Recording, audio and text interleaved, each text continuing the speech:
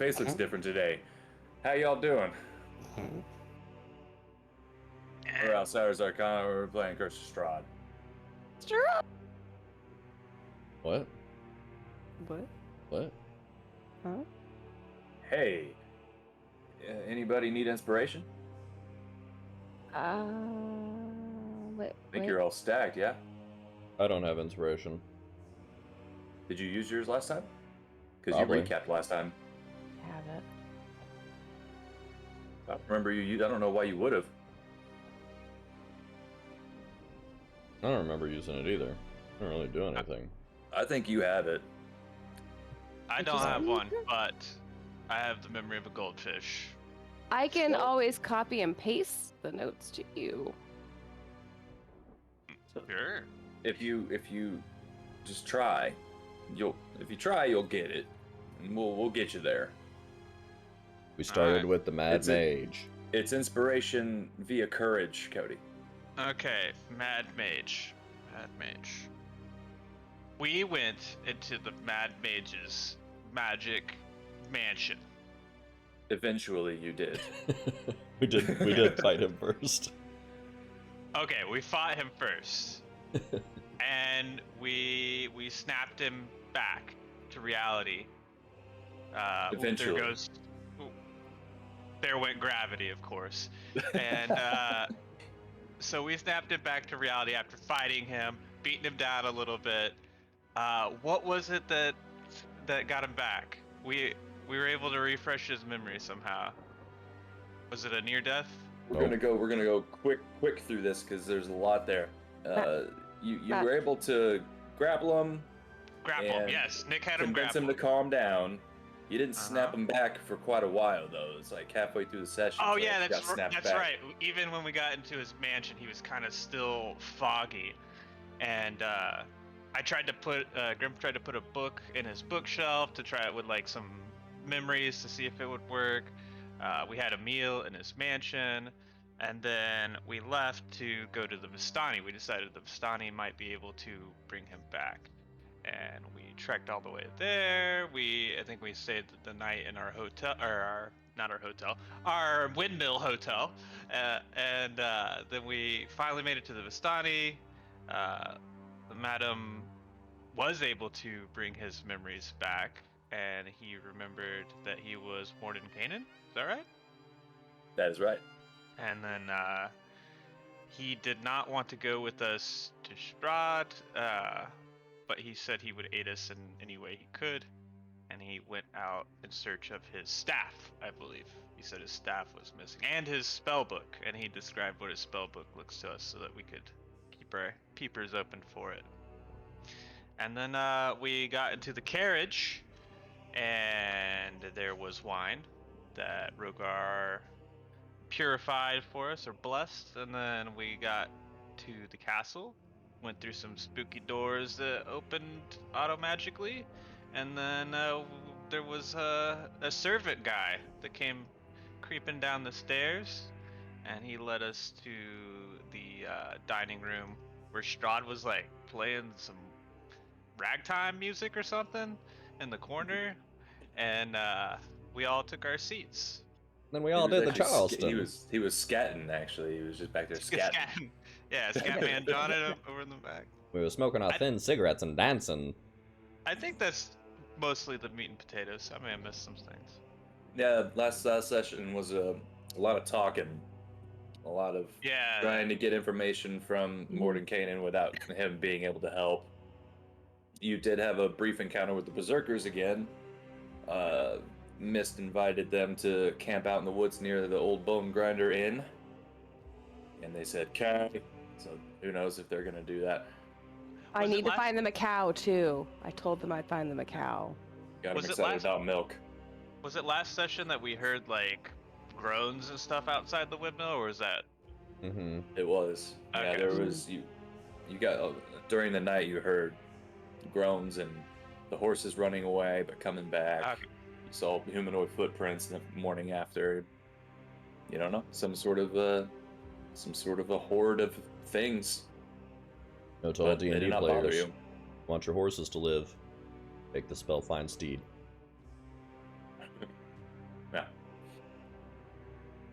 that was essentially it.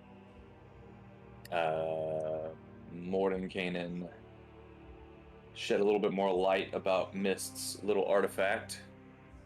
Just a little bit. Other than that, yeah, that's the gist. You can have an inspiration point. So now, you've all entered the dining room. Rahadin, the elf servant, led you in. The organ music goes quiet. Strahd has turned to you, told you to sit down. You have sat, and now you're there.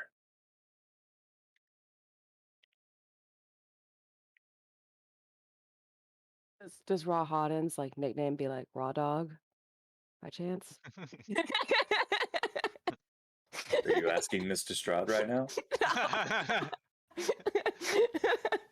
What a strange name. Oh, you picked up on that, did you? Leah's is quite hilarious. Only in college. And a reminder, I do have protection from good and evil up on me. Good to know. It'll last for 10 minutes.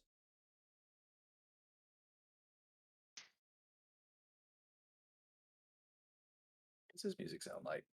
There's no sound, but gotta have music in the background. WD-40 that gate, Strahd. Doesn't exist anymore. Vistani can't bring it into the fog.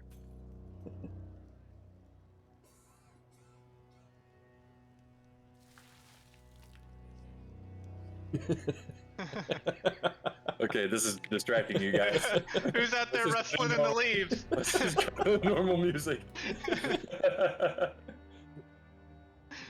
Jesus. It just sounded like somebody had explosive diarrhea. The song is called Victorian Slums. I forgot what it sounded like. Oh, somebody was clearing out the poop bucket. I get it. So we'll save that. We'll save that for like another village, I guess. D&D. All right. What's this food spread look like?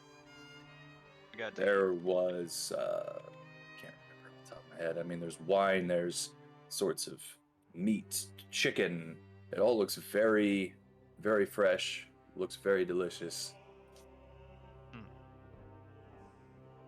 But he just sits at the organ, looking at all of you with a smirk on his face, just waiting for you to talk, to eat. So do you enjoy playing the organ? It passes the time, yes. You mind playing us a tune while we eat? Sure.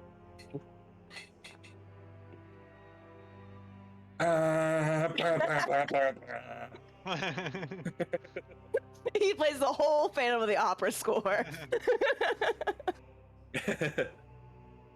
And Raw Dog comes out and interprets all of it. He does the voice of, what's her name? While he sings the Christy. Phantom.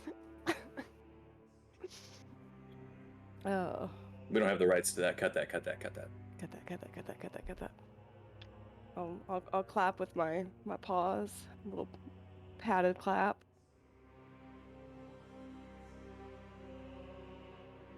He plays for a minute, stops.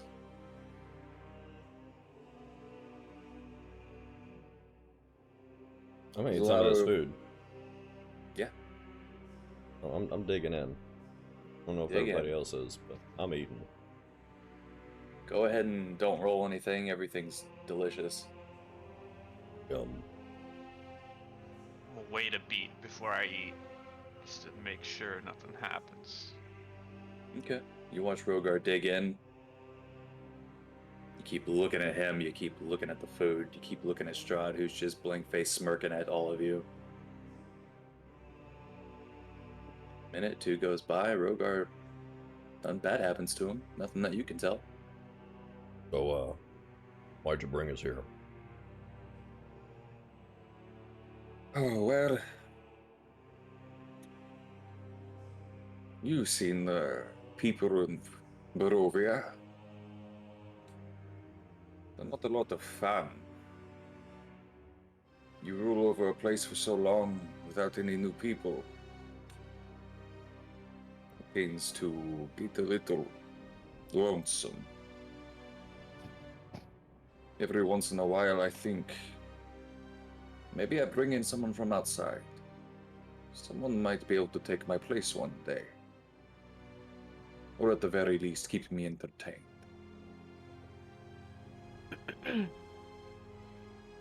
And so far, you are all very entertaining. So, you don't always want to be like the big lead guy here. You have like other passions. I enjoy being a leader. I worked hard to get where I am.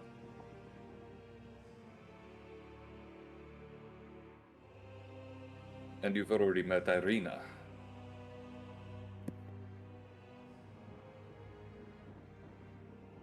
No doubt she has told you that we have spoken a number of times. Yep. She's mentioned in passing. Just to pass along it politely. I don't think she's interested. Just wanted to, just in case, you didn't get the hint. Some guys don't always get it the first couple times. And Irina is not who I am after per se. She is the reincarnated. She is Tatiana. Reincarnated. The love of my life. Fucking goddamn, I fucking knew it. Since you still have my book, I assume you knew this. Oh yeah, about you dropped it. I know you thought you took it and then you dropped it. Yeah, sorry. We did pick it up for you. So don't worry. So everyone's a little clumsy. You had a big night and killed a priest. A lot happened. You probably were a little, like priest blood drunk. It gets to the best of us. You roll a deception check if you're really going for this. Unless you're just outwardly being a smartass. Up to you. Yep. Hold on. Okay. What's it? Let's just use inspirations just in case. It's worth it. Nope, it wasn't worth it. Insight. That's wisdom.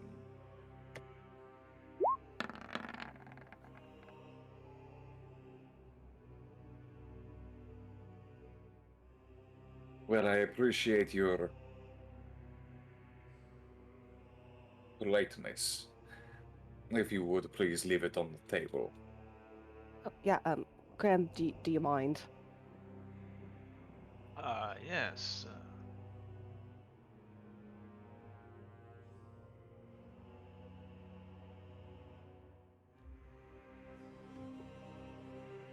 Did you do it? Or are you trying something?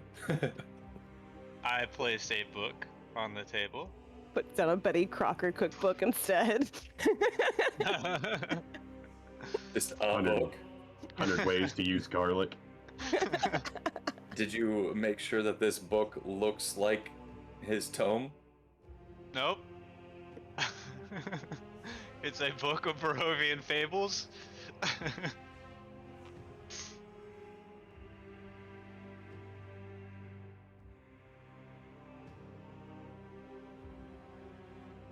My tome is what I mean, Grim. Ah, yes, I see. It's in here somewhere, I'm sure of it. Oh, it's not that, for sure. And I placed the bottle of arm goop from Isaac just on the table as I wrestled through all my stuff. Here it is.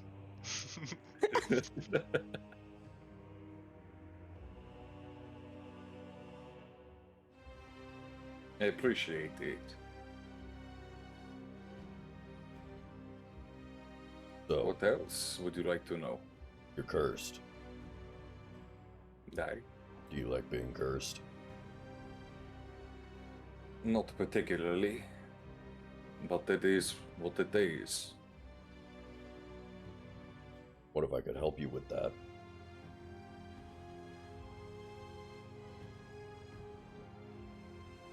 What do you know of my curse? I don't know. I don't really pay attention when people talk about it. I'm just good with curses sometimes. Oh. This curse. I have it written somewhere. Most ordinary healing magic that removes curses is not strong enough for the one that is being bestowed upon me, unfortunately. Unless you know something I do not. But I doubt it. I mean, usually there's a workaround for curses. Set somebody on fire, put bones somewhere that they're not currently. Break curses. Do you have any ideas about that? Oh, I've tried everything that one would try in such a situation.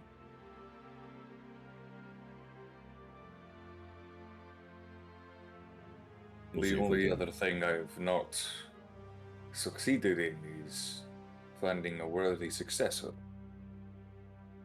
Part of me believes that if someone could fill my shoes, perhaps the curse would let me rest. But is there like a qualifications list for that, or you have to be better than me in every way? Any prerequisites? all right? I got a question. Yes. Do you have any powerful items, artifacts? Perhaps. Can we see them? I'll allow you to walk amongst my castle, if you wish.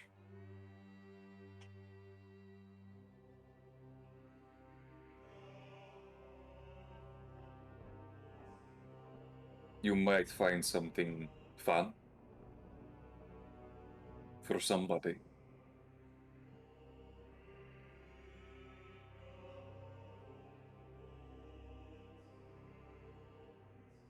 You know, for an evil guy, you're pretty nice and kind of funny. Well, one does not become the leader of many of people by not having a certain bit of charisma. Look at Roga.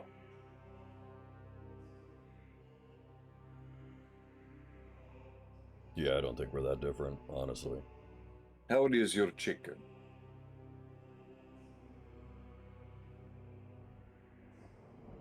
What? How is your chicken? The chicken that you are eating. Oh. Oh. Thought you were talking about the chicken that we recently de-aged. That's what I thought he was talking about, too. How do you know about that chicken? We're all experimenting on chickens to reverse time. Mm-hmm. Interesting. But this chicken's really good. Oh, good. Is this lemon pepper? Probably. I did not cook it myself. You two. Rogar kind of looks over to Jason and Grim. Aren't both of you kind of looking or something? Yes. I found who I've came here for.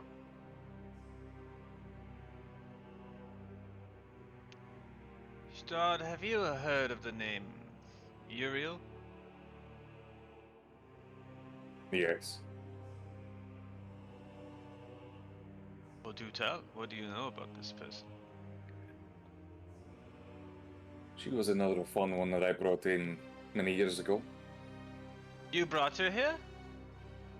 You sure she did not come here seeking answers of her own?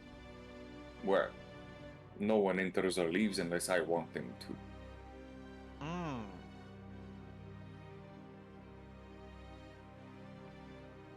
But she was another interesting, fun one, much like yourselves. And, Sebastian, I see that the apple does not fall far from the tree. You wouldn't happen to know what happened to her? She explored the castle. Found something fun. As far as I know, she still lives somewhere. She made it out okay. Last I checked. She made it out of the castle. Last I checked. But, like all of the other outsiders that show up, eventually I get bored.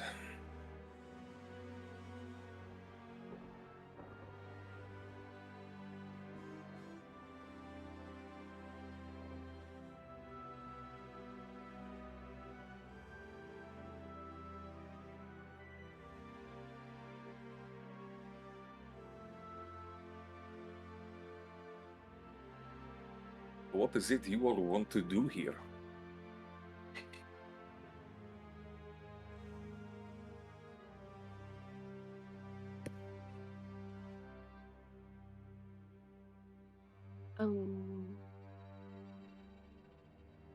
Well, I mean, maybe try to break your curse.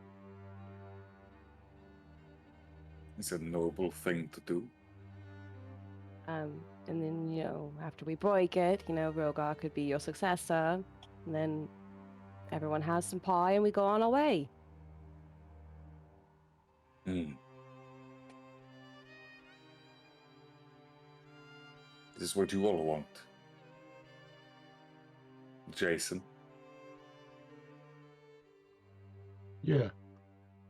Yeah, it is.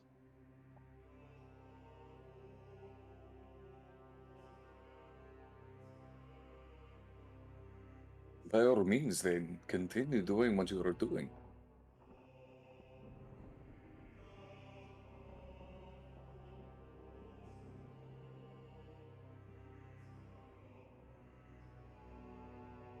You have a restroom.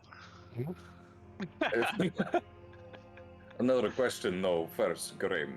I've been searching for another person that has entered my domain. Has somehow escaped my vision. Rudolf van Richten. Rudolf van Richten. Have all of any of you come across this man? Name doesn't ring a bell. No, nothing. Deception checks. Can it be like one of us takes advantage and helps? You can do that. One of you can do just advantage. said yes, so. Are you going to speak up now that they're lying, or you're just going to try to let them do what they do? Let them talk. Okay. 18 with advantage.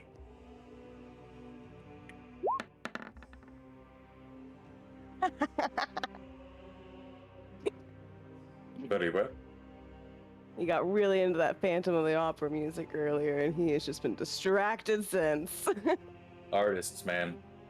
Can't ever keep them on track. All I can think is Blansky, Blansky, Blansky. Yeah, I've got. Are you telling me the god of Blinsky is this vampire? I don't know. You need us to find this person. Well. It would not, I mean, if you wanted to find him and bring him to me, that would be not unwelcome. We did this. Would you help me find my Uriel? A favor for a favor seems reasonable.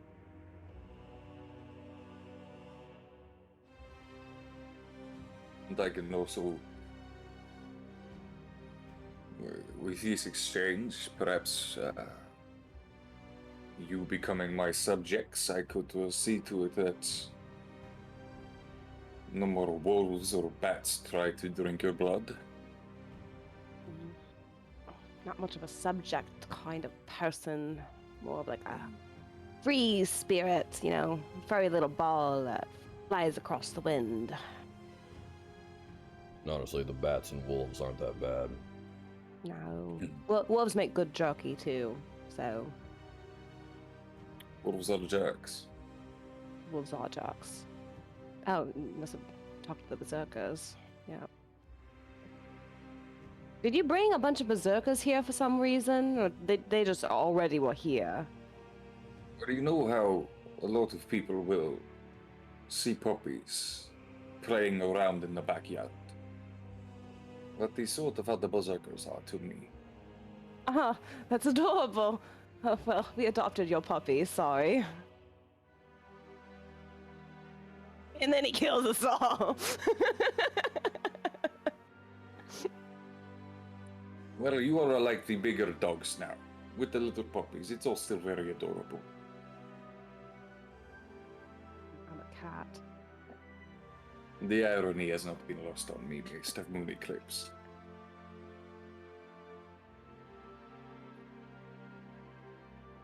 Grim, feel free to look for a restroom if you'd like. Oh, I could wander around, but it would be much easier if you just told me where the What is the fun? Is the fun in that? You invite us here, you have your servant leaders here, you can't lead me to the restroom? Rahadin? That doesn't seem like he is here. Well, you have such power and control over this world, but you can't keep track of your servants and summon them at will? It seems kind of silly, don't you think? I'm not here to be a gracious host to you. We are merely here to have a conversation. I see. So your generosity has its limitations. Naturally. I am the leader of this domain. I walk up and leave mid-sentence. As you get up to leave, start to walk towards the door, and you just hear Strahd laughing. As a sharp wind sound starts to blow through the castle, and in the distance you hear, and then the doors in front of you slam shut, and the torchlight goes out, and you turn around and Strahd disappears.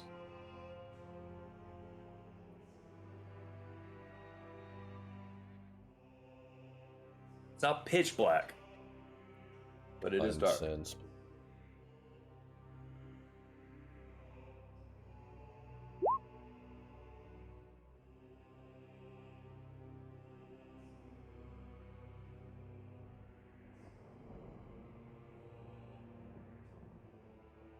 I mean, they just want to know if he's still in the room with it. You don't sense anything. You gone. What is it, 30 feet? 60 feet? It doesn't go through, like, solid walls and stuff, so it'd just be what's in this room.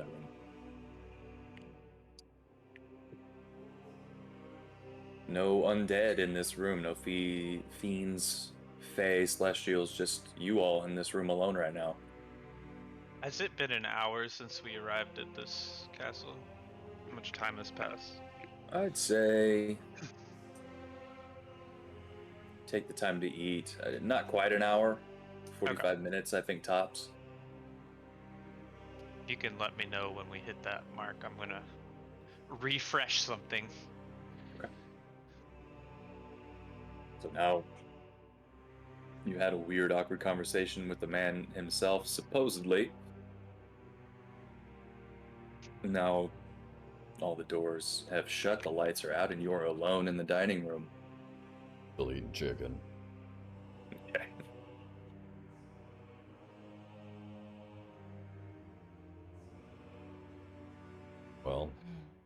y'all think?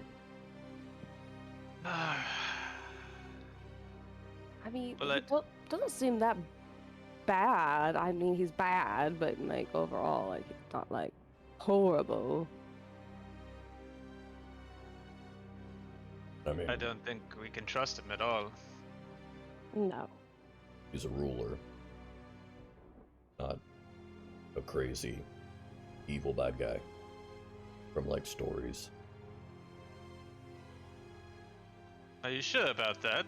He literally just slammed all the doors closed with the wiggle of his finger, cackled and disappeared.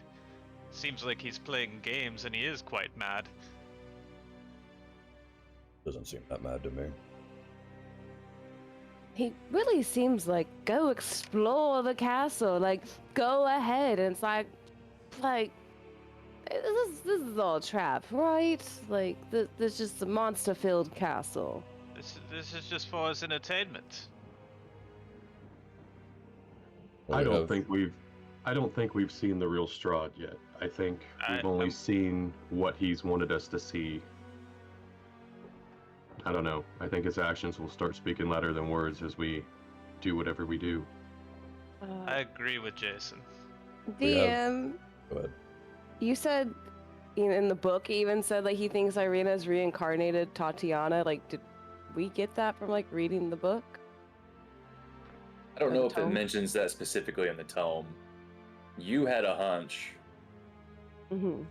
Um, Oh, I was just And throwing he's- shit at a wall and seeing what stuck when I was making up my theories. but no, Strahd told you just then, in talking, that he believes that Irina is Tatiana reincarnated. Whether or not he was honest with you, if you'd like to roll a retrospective insight check, you can, but I'll try, yeah. he didn't. Nope. I'm pretty sure whatever you believe all the words he said.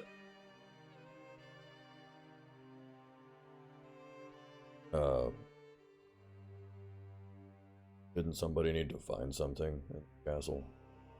That even shared with anybody? Well, we all kind of... Well, I stated that I would try to find the Mordenkainen's staff and/or spellbook at Strahd's castle, if possible. Do we want to look for that? No, I mean, we might as well just go walk around. Alright. Did the book go away that Grim set on the table? Did he take that? Nope, he did not move from the organ, so it still sits on the table. But he did tell you to leave it on the table, so do with that what you will. Can we cut the table around the book and take that with us?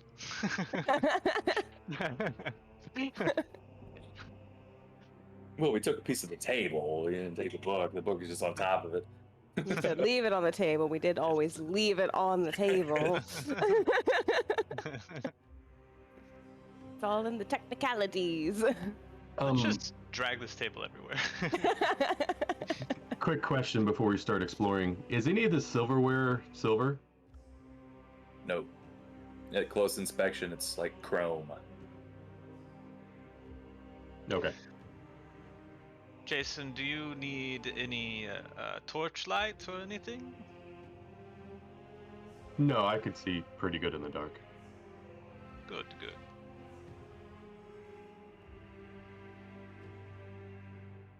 Well, let us continue.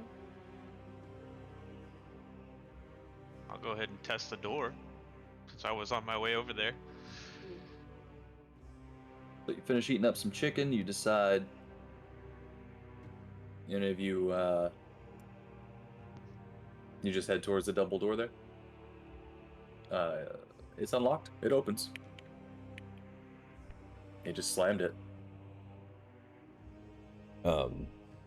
Are the torches on the wall, are they like removable torches? Mm-hmm. Yeah, if I'm you'd gonna like to grab remove one. them, you can. Yeah. Light it up.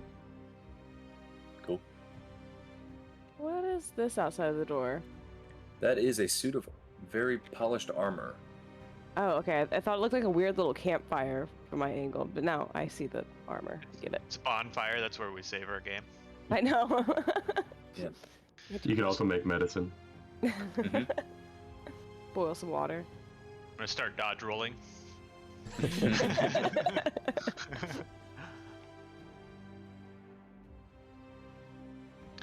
Well, I need to go down below the castle. I think the dungeon area is where the things I seek may be.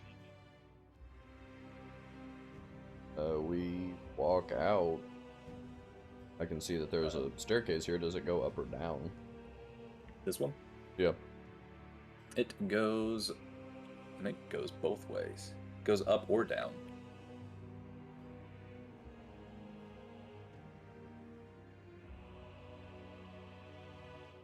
Going.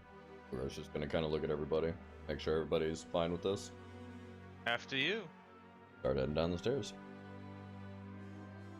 These maps are so big. Bear with me. Yeah, it's a castle.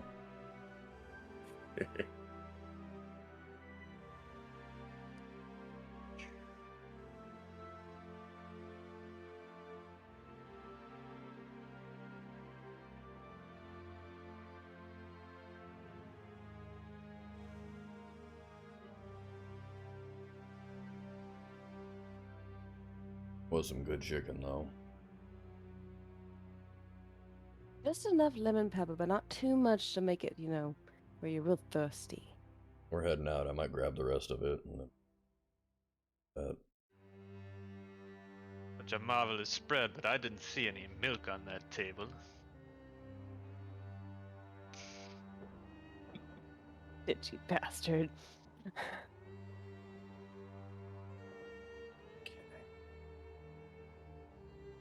Oh god. Alright. Where are you guys coming out at?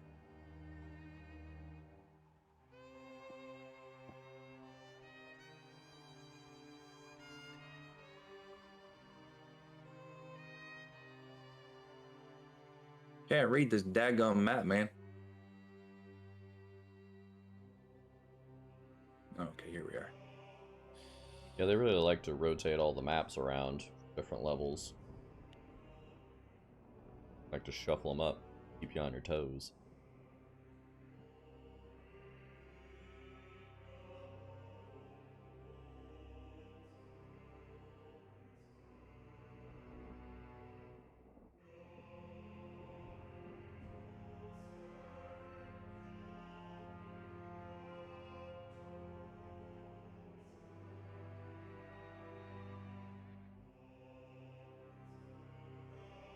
Oh, I'm tiny.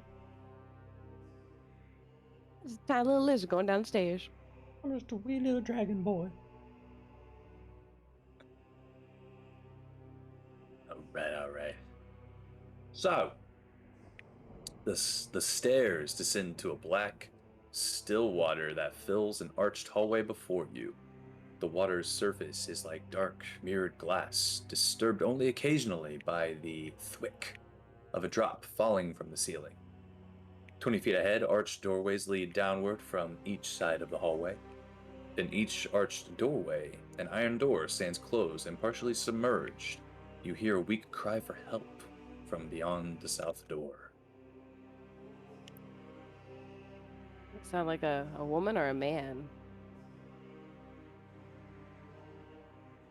Make a perception check.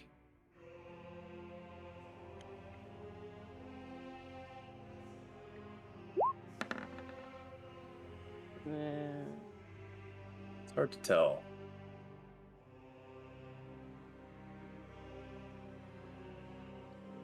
How deep is this water?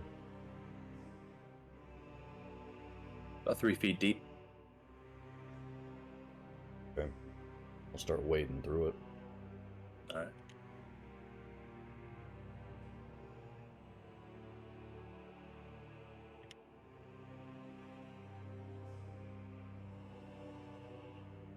Could have really worked on the drainage of the castle.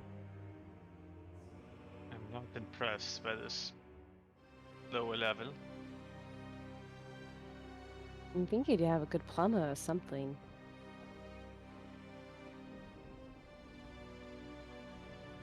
This is really going to wreak hell on the foundation.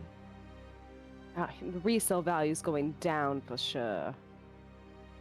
Man, the black mold remediation is going to be horrible. He'll be lucky to break even. Should try to sell him a timeshare at a windmill. Yeah, he could stay there while he has the foundation fixed. Yeah. We need to let him know, like, if he does month to month, it's gonna cost more compared to if he gives us like more of like a year period of time.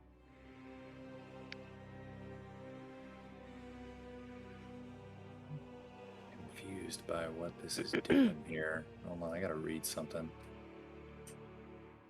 Showing me things that it's not showing you, and I don't understand what it's trying to show me. I'm gonna switch to the map view. The floor beneath the water, as you start to step in, it's not as solid as you might expect. Yeah,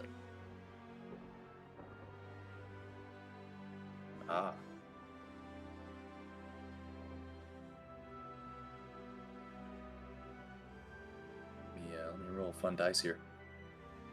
That's no cave. Okay. Oh, that's a big number. That's scary.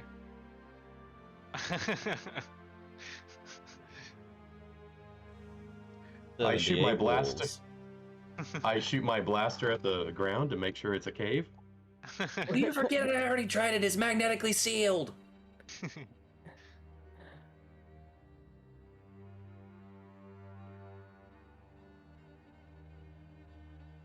Which way, Roga?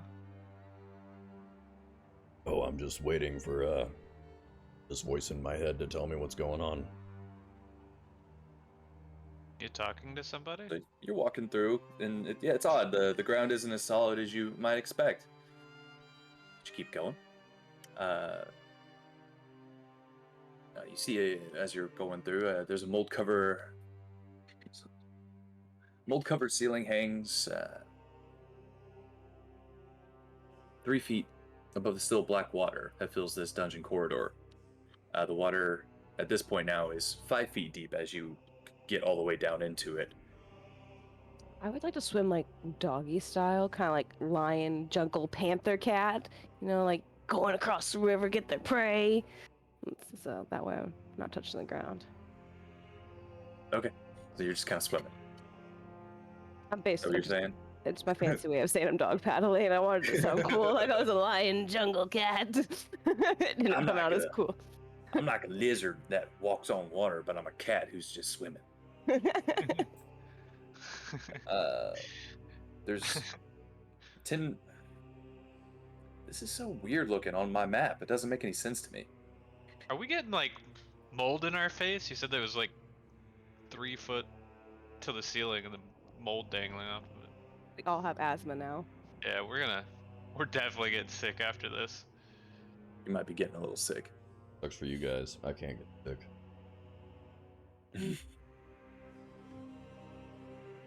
Do you all see red squares in the hallway? Nope. Because they're saying there's cells here, but I don't know where the hell the cells are. Doesn't make any sense to me. So we're just gonna say you see some cells kind of in the walls around these areas. Okay.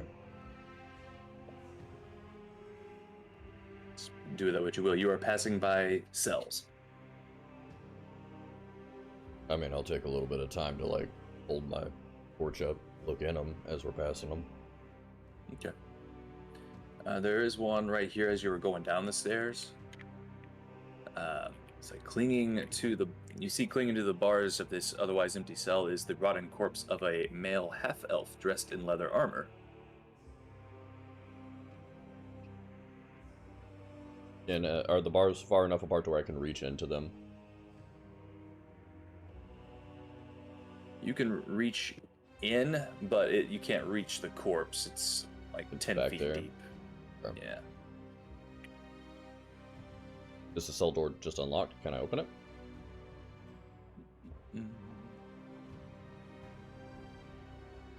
You try to open it and it is locked. I can try to help. But, I mean, they do look old. I mean, if you want to. I just wanted to check the body, see if they had anything. Yeah. I'll use my thieves' tools and try to open it. Go ahead and make a check. You need to get new digital dice. Pretty much.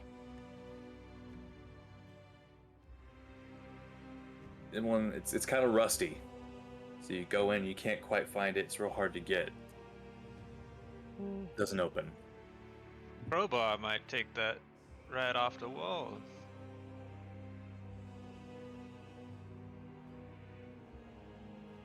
Half-barrel pins. I think I have a crowbar. I gave you one. Yeah, I do have a crowbar. I'm gonna pull out a crowbar. I'm gonna Go for it. leverage. Just try to bust it open. Yeah, see if I can do it that way. Athletics. Yeah. And it'll be with advantage since you're using a crowbar. Okay.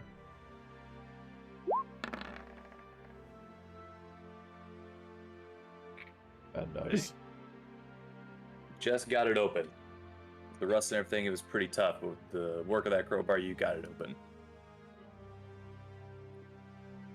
Good idea. And then I'll walk into the cell and, like, grab the leather armor and lift it up. See if there's, like, weapons.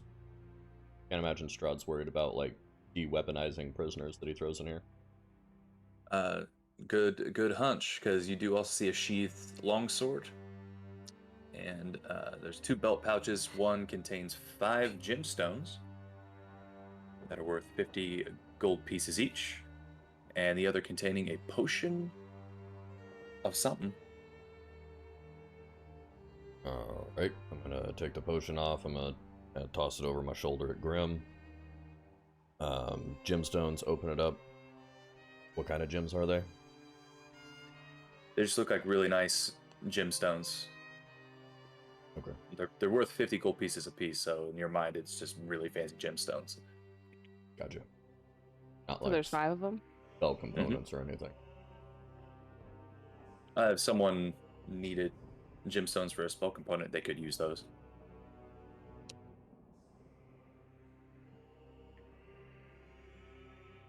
Or you can try to just sell them. I'll just put it in my inventory for now. And, longsword. Stash the gemstones. Grab the longsword. Sheath it. Anything cool? Just look like a fucking longsword.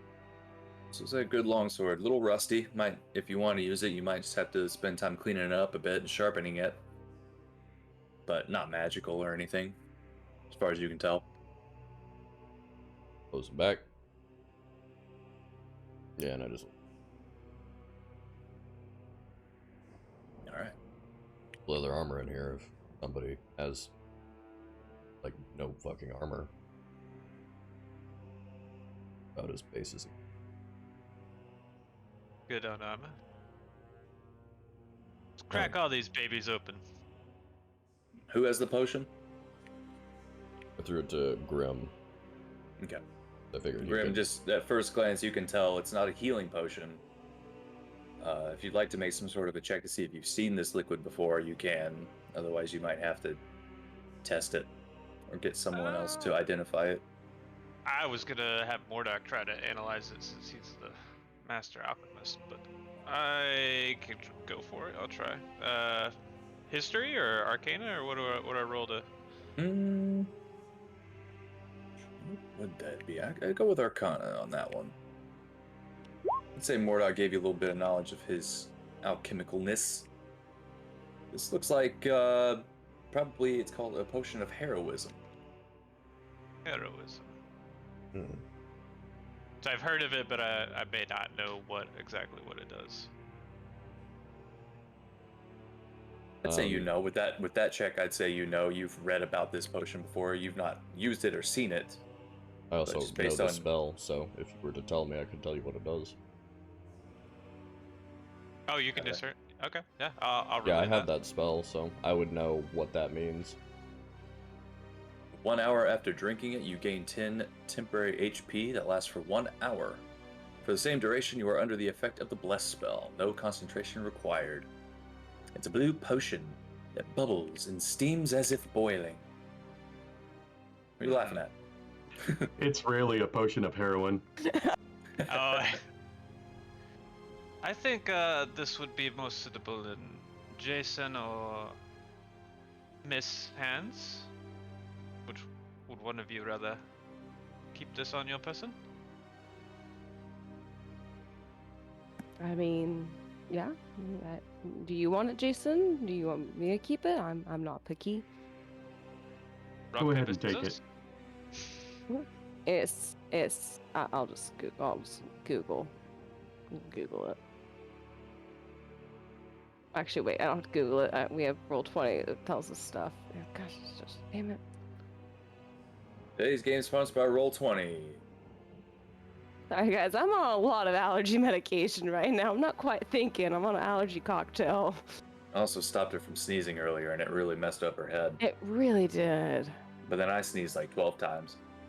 It was great. You stole my sneeze. For the rest of the cells, I'm just gonna look in there and see if there's anything in there. I don't want to spend time and open all of them. Right. So there's one here that you just passed. Let's look at that one there. While we're doing this, can I keep an eye on the water all around us, just to make sure nothing's gonna sneak up on us while we're doing this?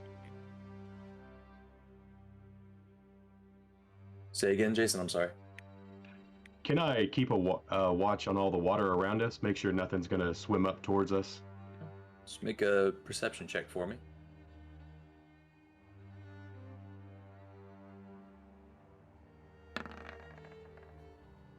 And good to know. Rogar, you look in this cell and you don't see anything hanging, but kind of looking at the floor, seems like there's something under the water. Some shinies. Alright. Like the floor, like the ground itself seems shinier than the ground you're standing on, just in general. Crowbar this shit. Yo, check with advantage.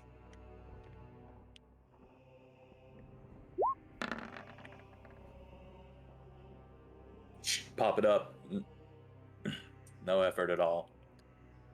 And you walk in, and immediately it feels like you're stepping on like gravel almost.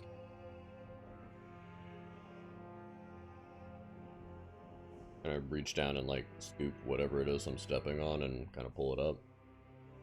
Handful of gold. All right.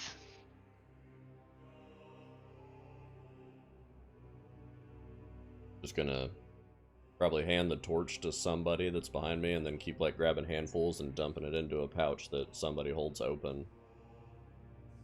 You can split it later. If you take the time to try to get all this gold, you will get 3,000 gold pieces. Yeah. Takes you about 5 minutes to do, but you just keep scooping and the gold just seems to never end, and eventually it's a few stragglers and you've got a shit ton of gold now. Whoever had the bag open, write that down. I gotcha. There's 3 more cells. I'll just read those descriptions off, and you can decide if you want to do something with that. Okay. We got another cell. It is a... Oh, that's the same thing. Never mind, there's only 2 more cells. That's weird. Why do you put everything out of order? It's another cell with 3,000 more gold. Well, no, it was the same description as the one you already did. I'm like, there's another dead body with another leather armor. Get out of here.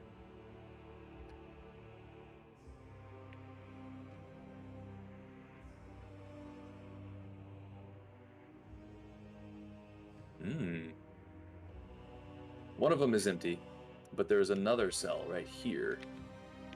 Yeah. And you look in, and it seems like there's something glowing beneath the water. Not sparkly like the gold floor, but like one long piece of something that's glowing under the water. Alright. Crowbar this one. Alright.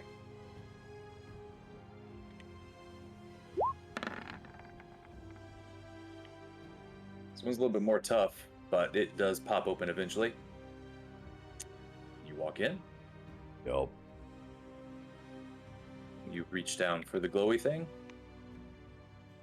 It seems to be a sword. Big sword or little sword? It is called a Crusading Sword. Let me see if I can open this up without it doing something stupid. Of course not. Hold on. Doesn't say whether or not it's long or not, so I gotta find it. Does it have any like stats assigned to it, like heavy or? I'm trying to find it because it's being stupid.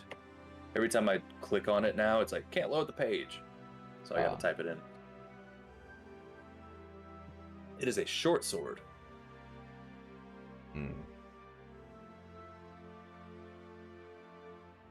But clearly has something magical going on to it. Well, this looks cool. It doesn't match the description of the sun sword for those of you who know about the sun sword. So it's not the sun sword. It's just a different glowing sword. I don't know if Grimm's told us about the sun sword or not. I'm gonna reach out with this sword and kind of like hand it to Mist. Tinier weapons like that. Oh. Well, this looks cool. With why is it glow? Do you know why? No idea. Most of those things require like attunement, or you can just use it and see what happens. I'll say for the brief moment that you held it, Rogar, it almost felt as though the sword was angry. Oh. Angry little fellow. Like it didn't like that you had it. Mist, you grabbed the sword. Let me look at something. Fuck you. Break it over my knee. It's just sword's just flipping you off as you. I won't take attitude from a fucking sword.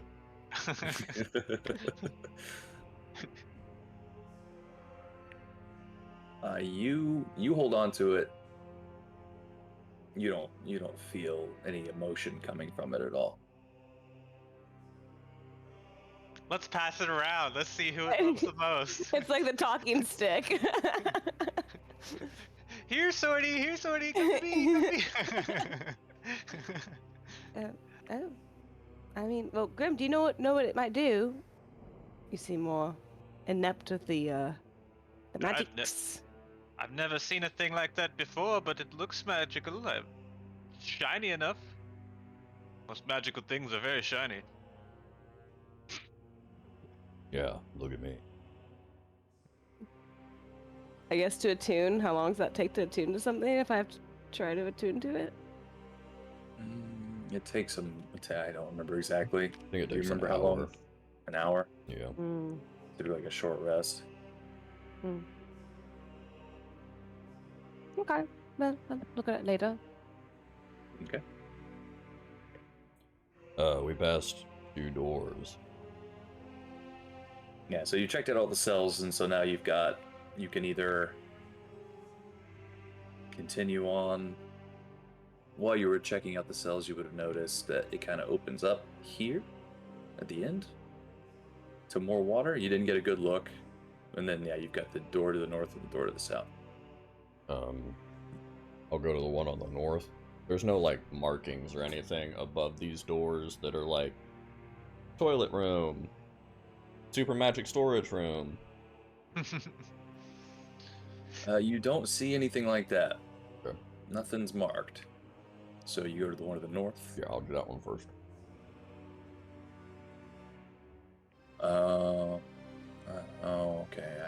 Yeah. I see what I did wrong.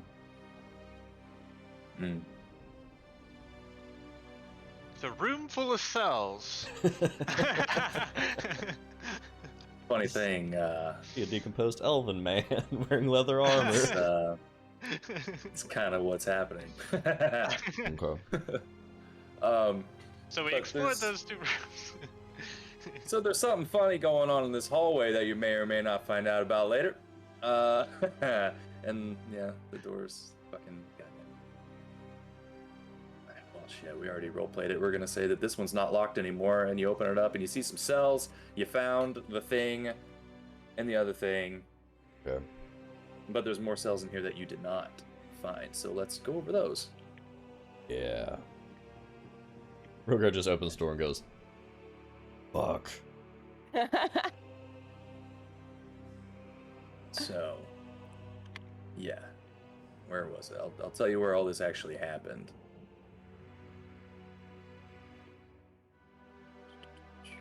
So this one way back here, the top left one, that's where all the gold was.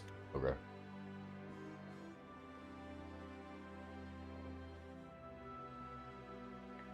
This one is where you found the corpse. This one is empty. And then you haven't checked out any on the right.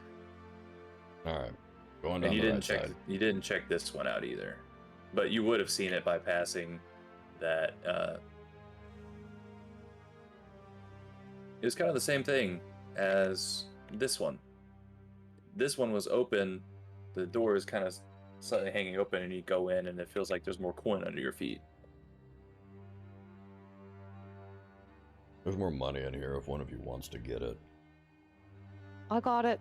Rogar walks out and goes and checks that other side of cells. Okay. As Rogar starts to check, you start to scoop up, and these are platinum pieces. Fuck yeah. And after about 3-4 minutes of scooping, it's 300 platinum pieces. We're rich. You're gonna be bogged Easy. down. Yeah. And distribute some of that wealth. You're not going to be able, actually, if it starts to flood, you're probably going to drown. Alright, I'll like distribute it out. But anyway. So you just starting from the front and going up? I imagine I would end at the back, so I'll probably start at the top and work back to the front. Okay.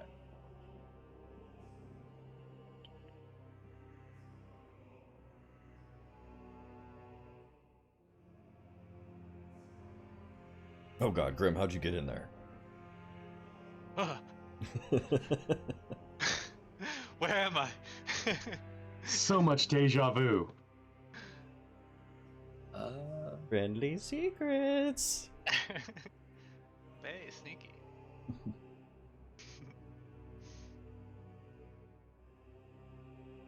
Make a perception check. Oh yeah. You don't see anything at first glance. 4. Seems empty. You look down into the water, it doesn't look like there's any money down there. Alright, moving on. Alright. The one also appears empty.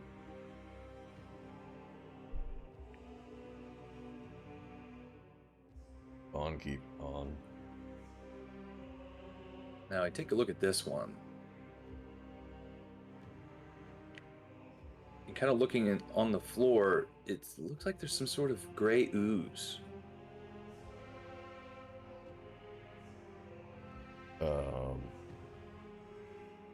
Just kind of seems like muck. For some reason, there's like dirt and mud in this cell. Is it reminiscent of the hags? They had like a cauldron filled with some mucky crap. Does it kind of look like that? It only like it kind of makes you think of that just because of the water, but you're not sure if that might be the same thing. You can do I mean, if anything, I'm gonna pull out my big weapon. Got a battle axe, I guess, Kind of just reach in. Actually, I have a pike that has reach. So I'll use that. I'm gonna stick it in there and kind of like shift it to see if there's shit in there. You take your pike and start to poke at what's going on. It writhes, and you can see it swooshing about, and I'm gonna have to roll for a little bit of initiative here.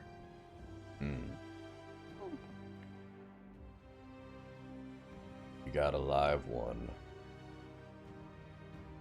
It's a wriggling ooze. All right, wait. Have a little bit of vibe and zoos. Let me place ourselves in here since this is where the platinum was in the cell that I'm in. Yes. Okay, I would probably be in there. Oh, my bad. Get out of here. Jason's back there just doing laps in the water. Dude, he's watching for eels. He's keeping us safe.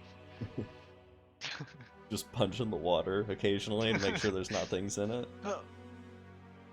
I'm doing old people yoga in the water. With those foam weights, moving them around.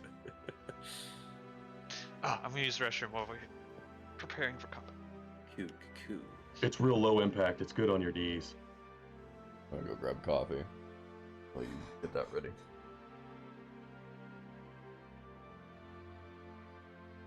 Probably not going to be a long encounter, but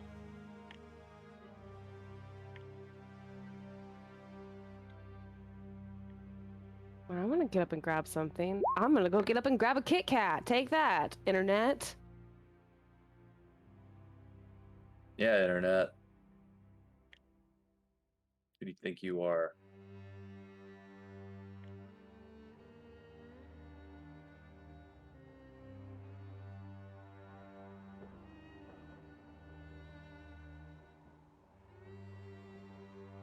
Should freak everybody out and put a Tarrasque in there.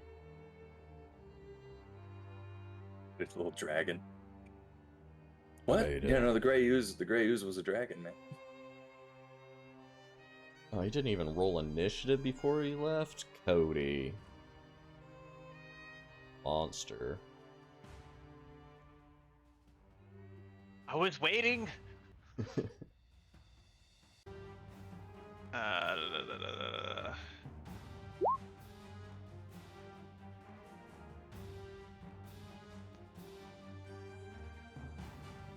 Very nice, very nice. So Mist, of course, is first again. You are scooping up platinum. You're scooping up your last few pieces of platinum when you hear swooshing coming from another cell, and Rogar going, "Ugh, we got a live one."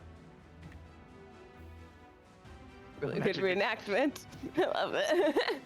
I like to imagine you're just ignoring it and just like so focused on this platinum. You're like, oh yeah. Let's see, because you two are kind of in my way. Unless I just want to get trapped in there. Nah, sure, I'll get trapped in there. The cell's not open. The cell is not open. Oh, it's not But open. this is like an oozy thing that can go in between the bars, so Okay. I'll go right here, and let's see.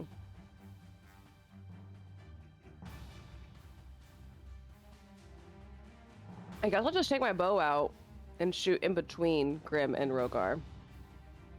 At it. okay.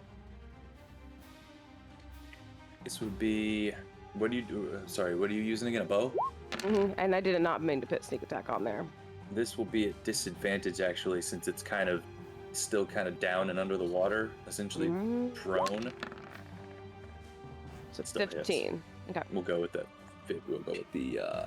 7. 7 piercing damage. And does it seem like it just like absorbed? That is what I am double checking.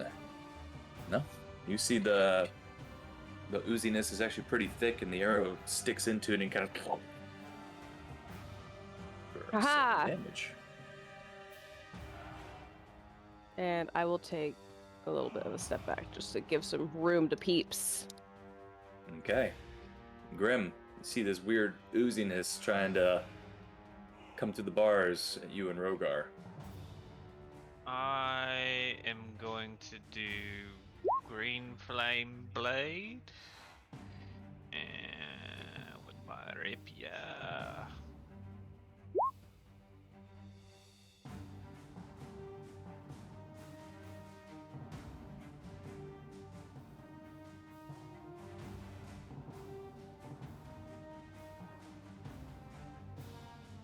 Does this do fire damage to the one you attack, or just if it has a person next to it? It does both at 5th level. Okay, so it's the 10 piercing damage, and then there will be additional fire? Yeah, 1d8 fire damage on a hit. Alright. When you stab into it, and it writhes in a lot of pain, and then go ahead and roll your fire damage.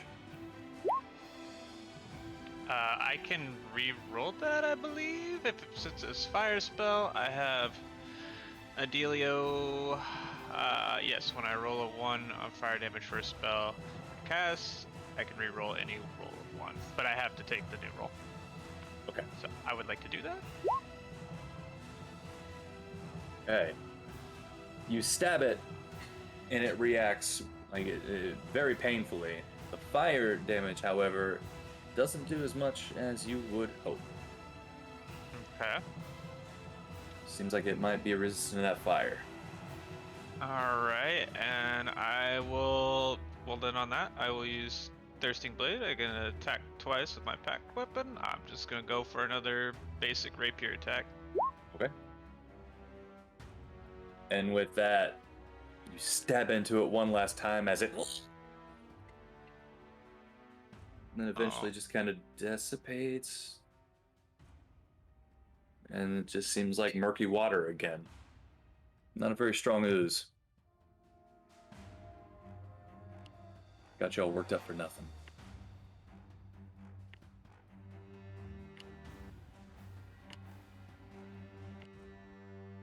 I can't hear you, Sam. Oh, I just imagine it's like floating on top, like the chicken bits and like fat or something like that, like on the water, like it's super gross. Does it look like there's anything in there now? Nope. You move your pike around and try to get the remains out of the way. There's no gold on the ground. You don't see anything. Alright, I put that up, and then I'm gonna hand out little bags of gold and platinum to people real quick. Be like, take this. As an hour passed yet. Yeah, sorry, I'd say so. I'm gonna re-roll for my false life. 6. That cell tray is actually where you would have found that short sword. right So, on. that is all. Alright, let's get the fuck out of here.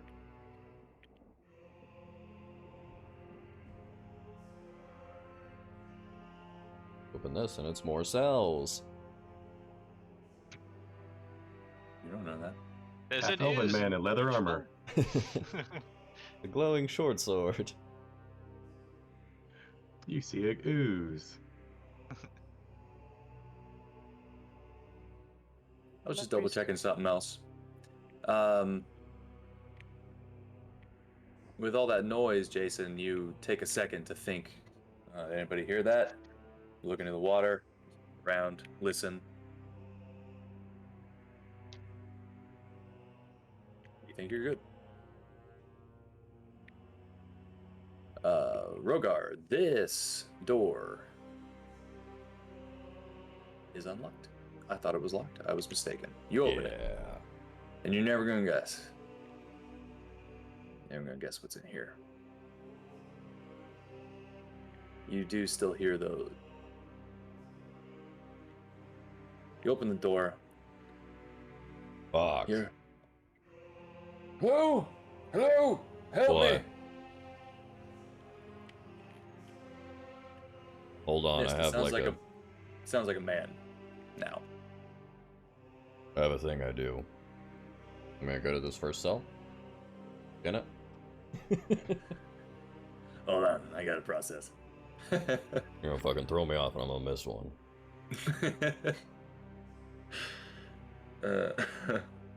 All right. This one. You see the remains of what looks to be a dead dwarf.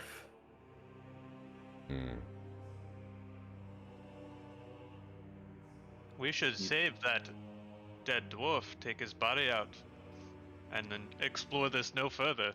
Continue on. I think you're right. I'm kind of tired of cells right now. Right? Looks like he's wearing rusted plate armor, and you do see a battle axe lying on the ground next to him. Blade, huh? I'm opening this one. With the crowbar again? Yeah. Roll the stuff. Yeah. Pops right open.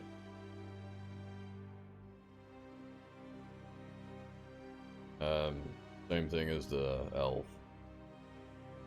Up on him. Nothing, no gold or potions on this guy, just the axe and the armor.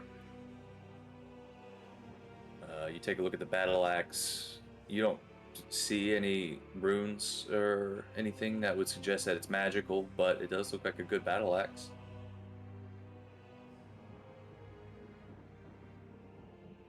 Pretty good, I don't care. Throw it in the water. You said he's wearing plate?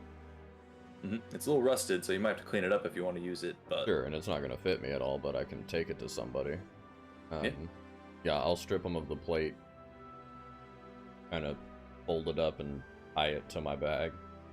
Okay. So now you have dwarven rusted plate armor that you may try to get modified in the future.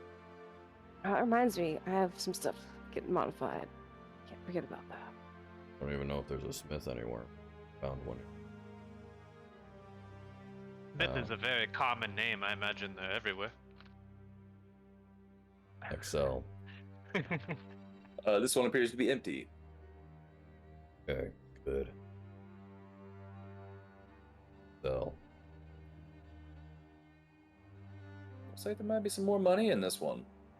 Oh, don't worry. fuck. I got you. I got you. I got you. All right. But the gate it is barred up. It's not open. So you'll have to crack it open if you want to get that money. Do you mind opening it up for me? I'm just gonna leave her to freaking pick the lock. I'm gonna go talk to Will Smith. Wish As me you're luck. like, can you please? And he just. What's up?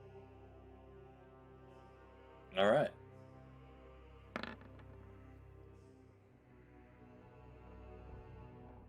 It's a tough lock. You feel like you almost had it, and then you break one. And you're like, dang it. You know what? I have a crowbar too. Actually, you know what? I have a hammer.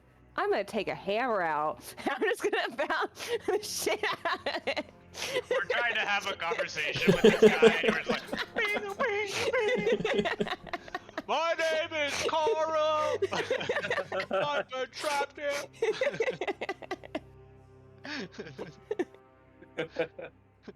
Roll. Mist, you're fucking letting me down today. Are you really doing this, Mist? Yes. I don't think I'm strong enough for a crowbar. I mean, you get advantage with the crowbar. I'm gonna try the hammer first. I'm dedicated. I mean, you're gonna get advantage with this too. But it's gonna be loud. I'm gonna see her pull this shit out and just be like, oh fuck. Just walk over and then get my crowbar out and just kind of push her. I'm gonna tell Will Smith, hold on. Okay. Yeah, hold on. Careful, he'll smack the shit out of you. Oh man, you didn't want to make a loud noise for whatever's down here to hear you? Wish Mist would unlock some of these locks. You have one job.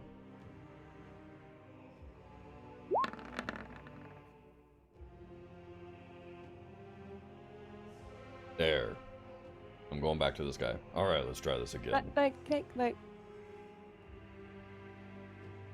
You go back to scooping up money, Mist, and it's more gold. A lot of gold. So you're going to be busy for the better part of, 7 minutes, let's say. 7 minutes? That's a long time to pick up the gold. And do you want it all? Yeah. Then it's gonna take you 7 minutes. You know what? I'm not gonna complain. 7 minutes it is. Good thing we have all this gold for all the shops we go to. I know. We can get more free toys to kids. Yeah, donate it to toys. We can put a Blinsky's in every town, every village. I'd like to purchase one Blinsky's franchise, please. Good stuff. All right. Let me, this guy.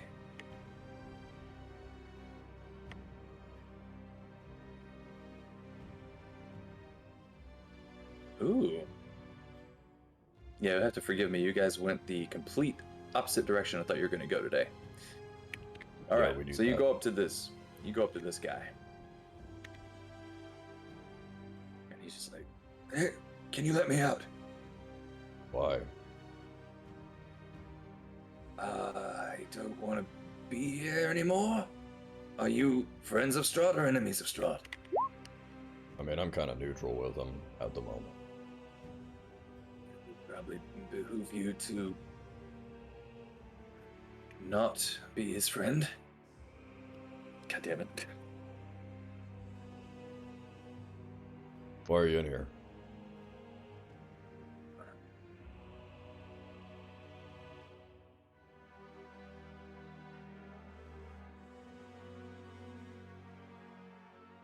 I'm gonna slap him on his face, wake him up. Did you slap somebody at the Barovian award show? Yeah. Wake up! Man's talking to you. I was plotting to overthrow Strahd. Oh. I was one of the ones who attacked with the Mad Mage. Oh, okay. Yeah, we just met your buddy. Yeah? Yeah. He lives? Yeah. Can't really meet somebody if they're dead. Unless you find their corpse in the woods. Alright, I'll get you out. Thank you. Wait.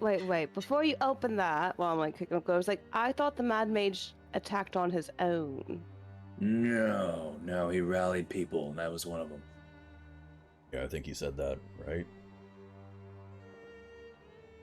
1 second. I want to open one of my flasks of holy water, dip my fingers in it, and just flick it at him.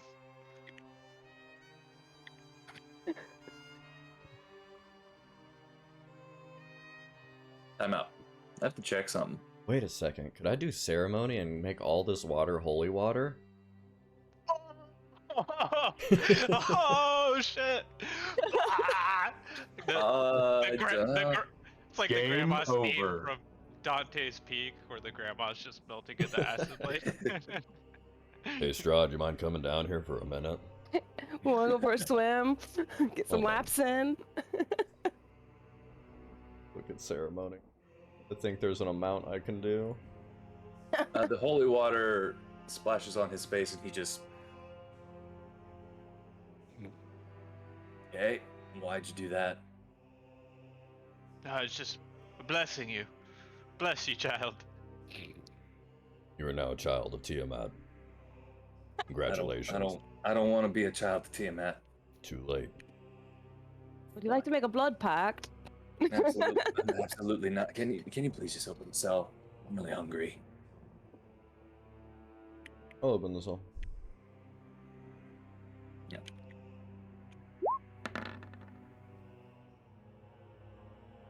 I put a divine smite into it. Does this guy have weaponry, clothing, armor? He does have clothing.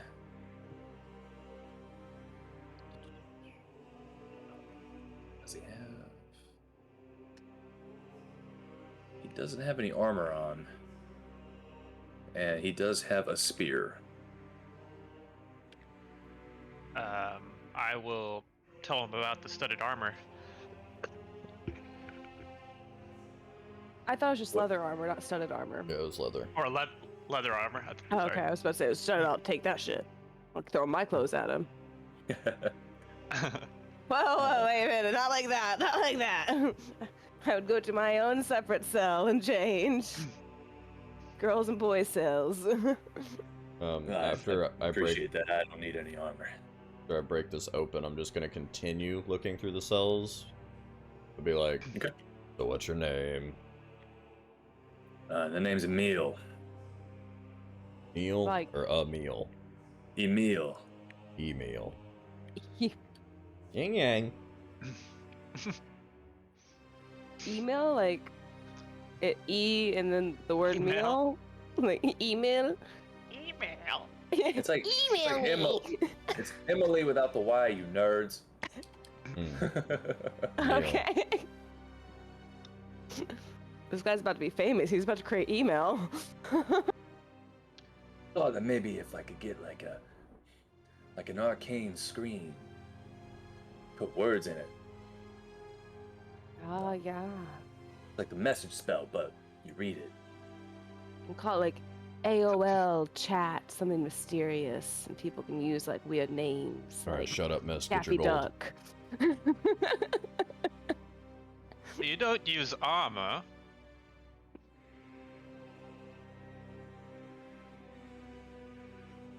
No, I don't use armor. Why is that?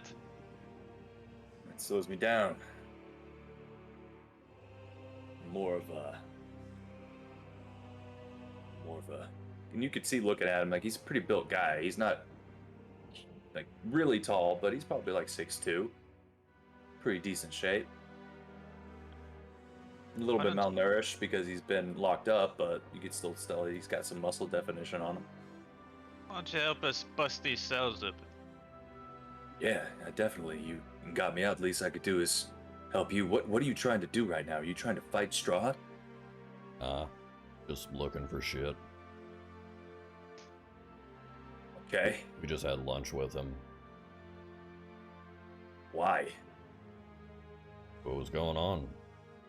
The chicken was great. Lemon pepper. Lemon pepper. You can hear his stomach growling. Oh yeah, that's right here. I'll give him one of my rations. Oh man, thanks so much. It's good. All right. So you continue looking at the cells. You are at that one. What is that one? That there is another empty cell. I want to ask Emil if he has seen an old woman by the name of Uriel.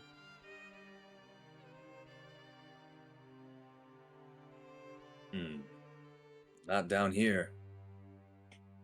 I've been the only alive person down here for a while now. Very good. In that one, Rogar, shackled to the back wall of this cell is an emaciated figure in a blue robe. Its spindly arms, arms spread wide and its head tilted forward. Long gray hair hangs down in front of the dead man's face. Alright, I'll open this one. A mage, possibly. It's a little bit harder. Rust has gotten into this one. It's not popping off as much as you like. You bent it, but it's still locked. Getting tired of doing it. Yeah, let's open Let the this meal up. take over. Oh yeah. Give it a shot. Still picking up gold, probably. It's been 7 minutes. Yeah, you got about 2 more minutes. Okay. We'll have Emil do it. Okay. Neil kind of stretches up a little bit, tries to do it. Are you letting him use your crowbar? Yeah, you can use it.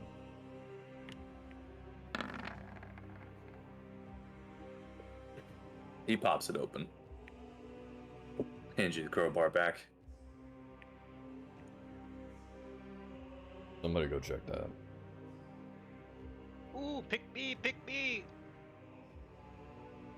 Grammy, you go splashing into the cell. Yep, I'm gonna check this boy out. Are you just looking to like cause of death? Or you just checking his pockets and stuff? I am checking pockets, cell, everything. Okay. If you're interested, in trying to find out like how he died or whatever, you can roll a medicine check. I will say perception check is not required here.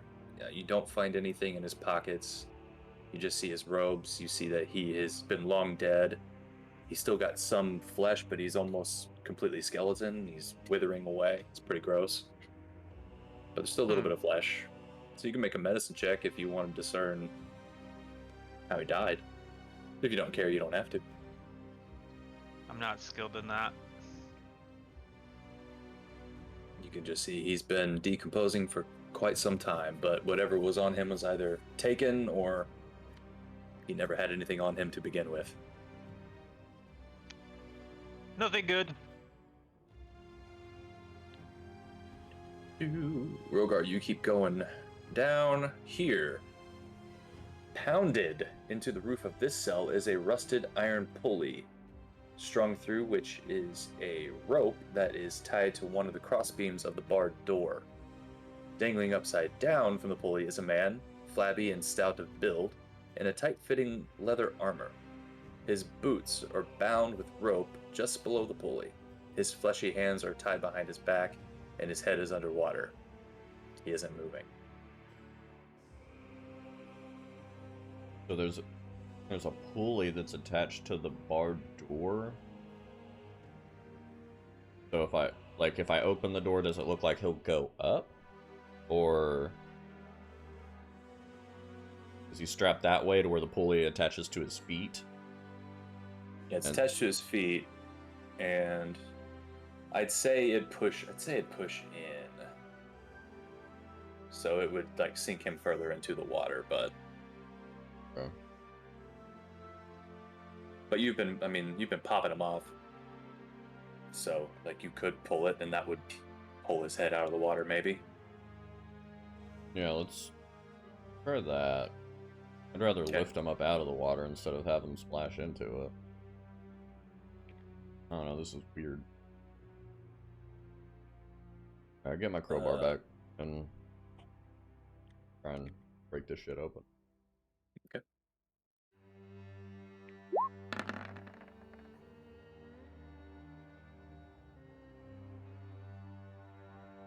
Pop it open with ease.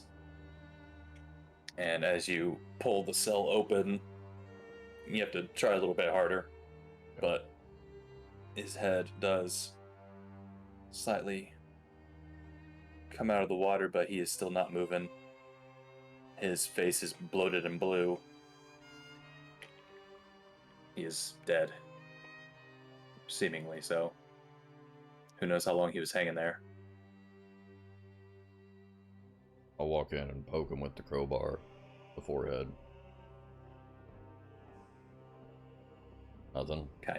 Kind of cuts his forehead a little bit, like because he's a soggy mess. No. Anything on this guy?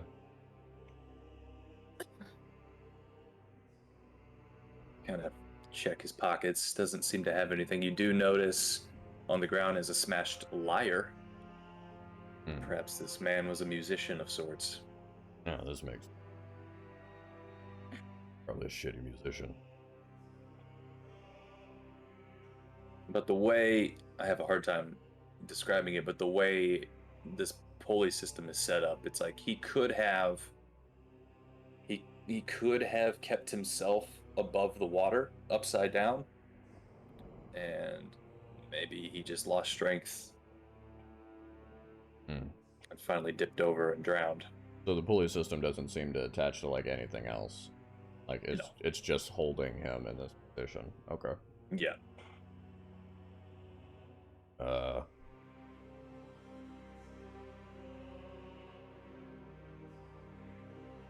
Did you know this guy? I'll look to email.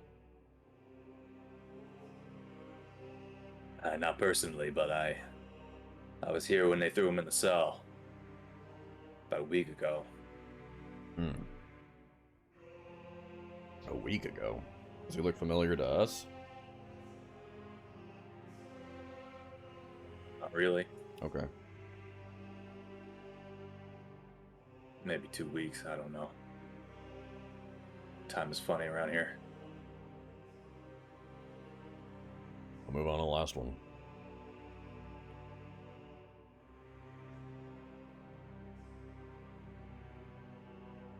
What have I done? This one appears to be empty. Contains nothing of interest at first glance. Alright. Hey, we did it. We got through all the cells. We walk down this hallway and there's more cells. I'm gonna be fucking pissed.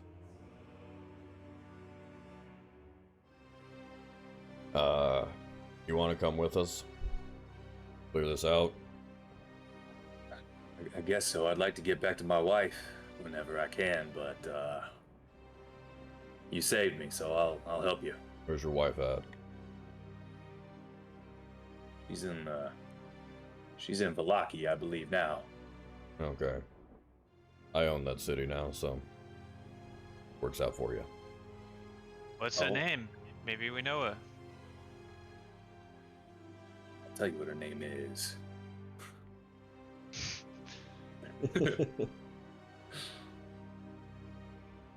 Eat my wife's name? No, we're not doing that. My wife.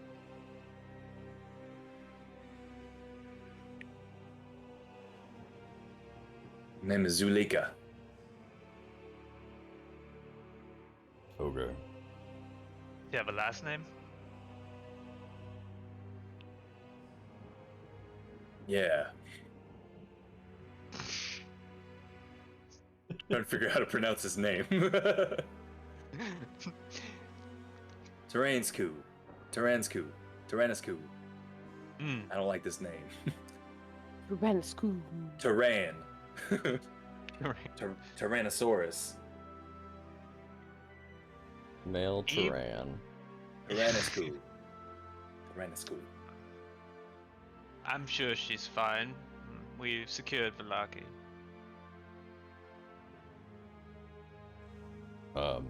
Well, we're just looking for your buddy's stuff, apparently. Because he's looking for a staff and a spellbook. Right. Yeah, I don't know about that. Most of us were killed or captured. Did you come straight in here, or have you seen more of this dungeon? I've not seen much more of the dungeon. Most of the stuff I saw was just above. Okay. I mean, Strahd said we can explore. He didn't tell us we didn't have to take. We could take anything out. Like we can take this guy. So I think we're good. Oh yeah, I mean, I didn't really care to ask him. How much money did I get, or gold did I get from my share minute? 2,100 in that last one. 2,100, like 21K. 2,100. 2,100. Oh. Does email have any pockets? Would you like to be our gold mule? He has 2 pockets.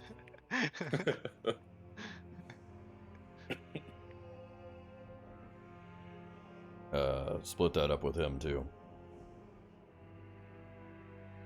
I haven't seen him do anything to earn it yet, but okay. And if he dies, we'll just get it back. Okay, everyone gets 420 now. Nice. Like here, email. Oh, so. Emil. Tyrannoscoop. Emil. Email me something cool. Alright, we're moving. Alright.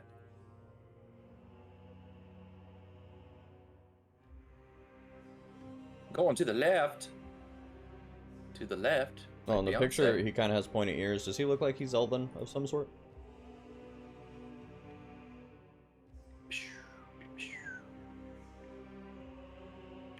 Trying to get a gauge if he can see or not without the torch. He is just human. Oh, he's got that cauliflower ear. Been arrested there. I mean, judging by his stockiness, you assume he might have been in some fights in his day. Right on. When we're out in this main hall, I want to just kind of drag my feet along the floor to feel if there's any drains or anything that maybe stopped up.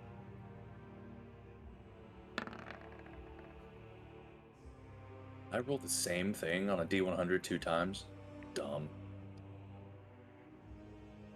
Hmm. Yeah. Wow, what are the odds of that? That's crazy. Apparently bigger than the odds of you figuring out what the hell I'm trying to do this for. It's for more cells, right? You can roll a investigation check with your feet. There are 78 more cells. Dragging your feet along, and it feels like there's... You get to one bit in the ground, and it feels a little less sturdy. Not like a drain, but maybe a hatch. I think I might have found a hatch of some sort here. Okay. Any of you strong lads feel like opening it? Maybe it'll drain the water. Of course, the water will go down there if we need to go down there. That's fine. Also, maybe like it will pull the water in really fast, so maybe hold on to something. Oh, that's a good idea.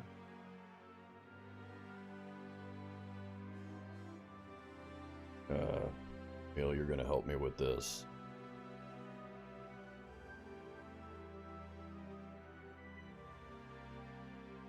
We'll walk over to that hatch and kind of feel around. Is there like a link or anything to it? Like a handle that you would pull it up with?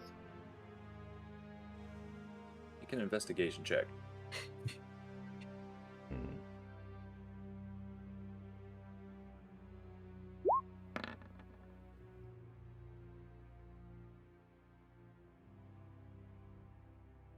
It does feel like there's like some sort of it's like one of those that are like, it's a handle that goes into the door and then you can pull it up and then open it. You know what I'm talking about? Yeah, I got you. Something like that. I will get my hand on that. Pick the crowbar and kind of like link it on the curve side, so we have something that we can pull up. Because I imagine this water weight's going to be heavy on the hatch.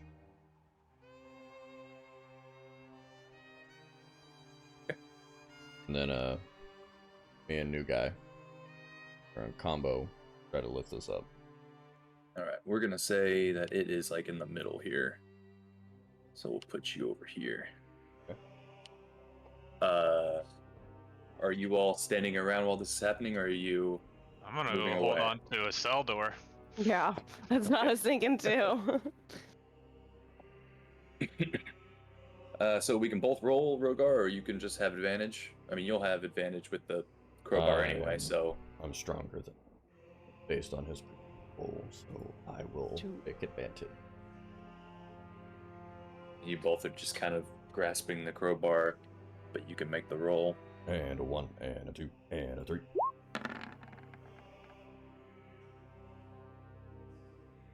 You start to pull it, and then it immediately, as it's going up, like some of the water starts to drain in, and then all of a sudden it shoots down, pulling you both into it. The rest of you just see a quick whirlpool and a splash. The two of you are gone. Bye. How about like giving you guys a rope last minute? And I was like, I'm not strong enough to give them a rope and hold them though. Are we doing this? I guess we're doing this. A few seconds later, you just hear like splashes coming from over here. Rogar and Emil, you both appear in one of the cells that you did not open.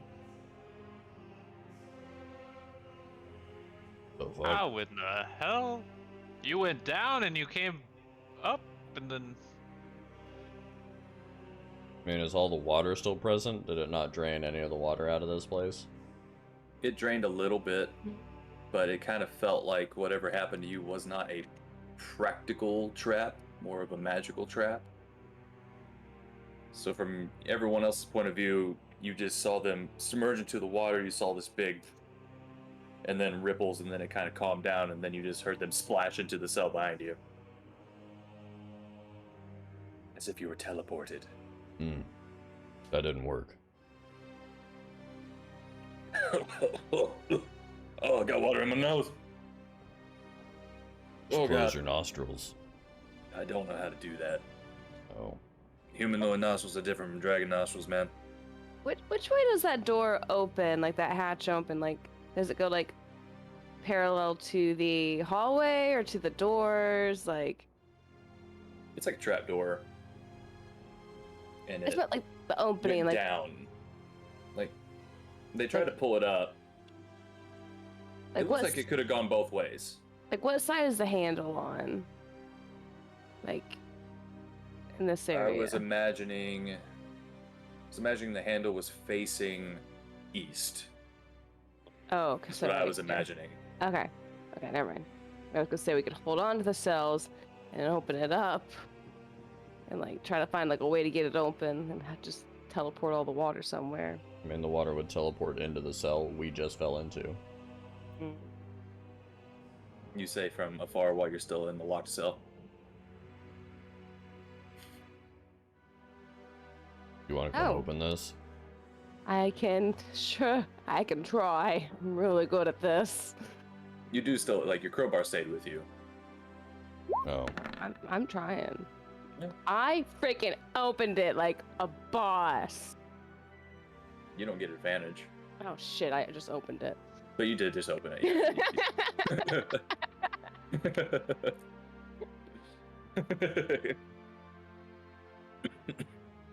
My torch is all soggy. Does anybody have a torch?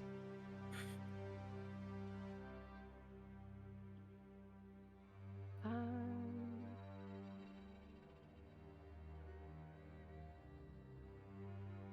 have a tinderbox. Nobody has a fucking torch in this party. No, we all can see. I got a stake. You can wrap around some cloth around the stake. Are there any unlit torches on the walls? Down here, you would have remembered there were torches on the stairway on the way down. So you could go up a few steps and grab another one if you want. I'll go grab one and hand it to Rogar. Cool. I'll light it up again. Alright. Alright, that didn't work. Let's keep going. You get the feeling that it was a trap. You got the feeling that all those 78s I was rolling had something to do with that. Love it. Yeah, I mean, I'm just gonna keep walking back to where I was going into this weird big chamber thing. Alright. Emil is following you at the end there. Go ahead. I want to stay behind Email Tyrannosaurus, so keep an eye on him. Okay. Yeah, he seems a little weird, but you don't know how long he's been down here. And you know that you guys are a very unorthodox group of people, so he's just following. But you enter, you see this big room. There's dark, low shapes thrust up out of the still, brackish water that fills this 50-foot square room, the ceiling of which is festooned with hanging chains that look like thick, black web strands. A balcony set into the north wall overlooks the room and has two large thrones atop it, with a red velvet curtain behind them.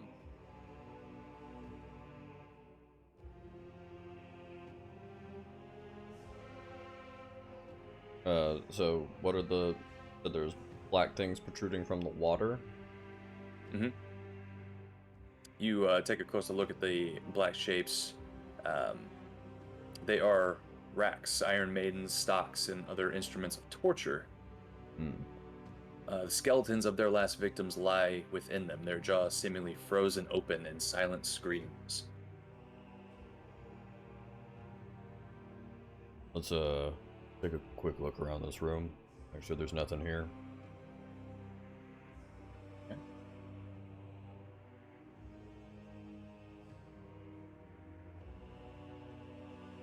So you all start to walk in. I know Grim is always behind Rogar there. Go ahead and get yourselves in a marching order.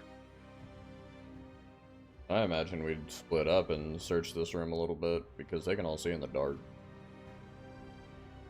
Something's about to happen as soon as you walk into this place. Ah. Then I'm right there.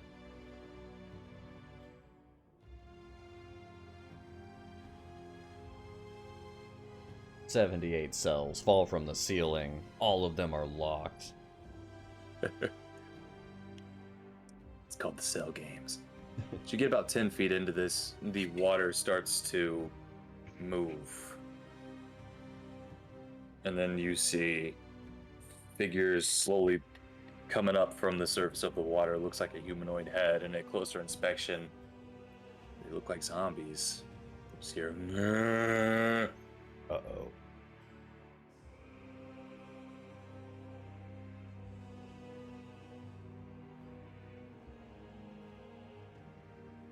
see 2 right in front of you, you see 3 in the back. Grand total of 6 zombies popping their heads up out of this water and start walking your way. And we're going to go ahead and take a break right there. When we come back, we're going to roll initiative. Yeah. So, like, subscribe, pee, get coffee, grab a snack. We'll be back. Stupid. That was pretty stupid.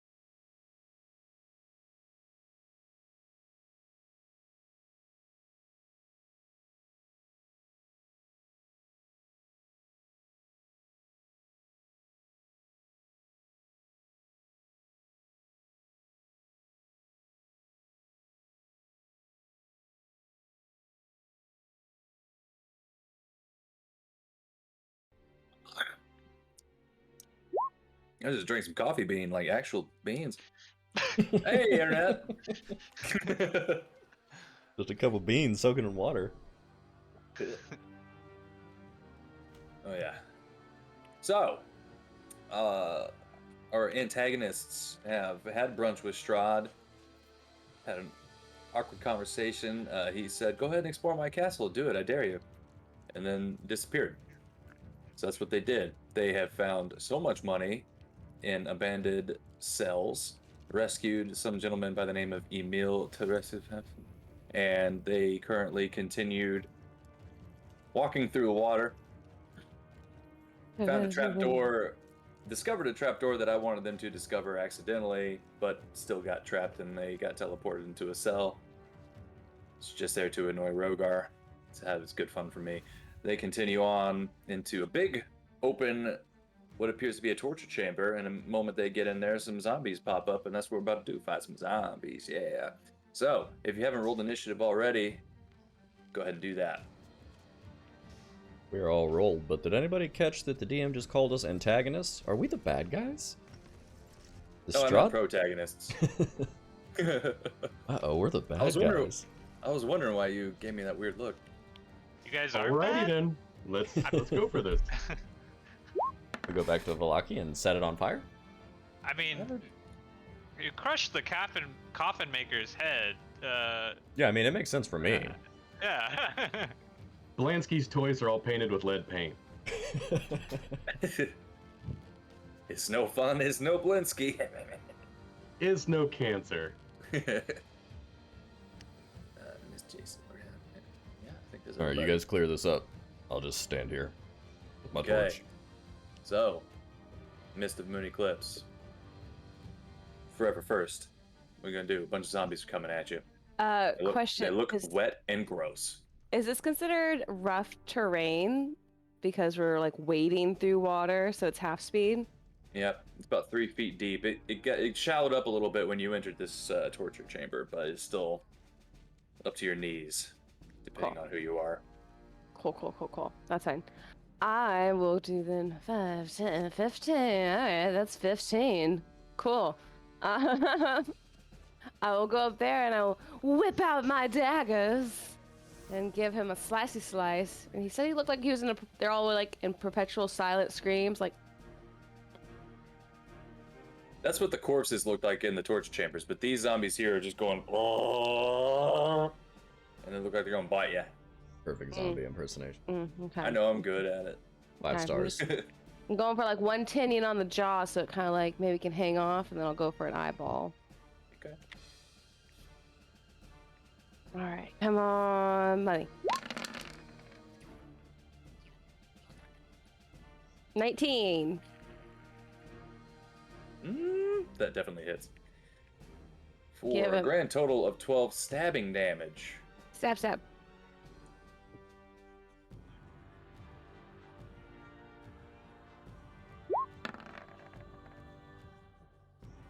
on, let me read something. This is piercing. They're magical. They're the magicals, the daggies. They have fun things that happen on certain things. Let me just read it here. No, they don't. They don't. They got fun things. Okay, No. never mind. Not with piercing. Okay. Don't worry about that roll. What else you got? And then I'll take my offhand and I'll cut up to the eyeball. Get it. 17. For 3 more piercing and you slice him up. He didn't like that. That's what he sounds like when he takes damage. Good. Is that in your turn? Yeah, I'm gonna hang out there. I'm gonna let everyone else place themselves, see where everyone goes. He's got a lot of gushing blood coming out of his eye and in his jaw where you stabbed him, and his jaw is even more crooked than it was before. He looks bad. You did some good damage to him. Good. Alright, Jason, it's your turn.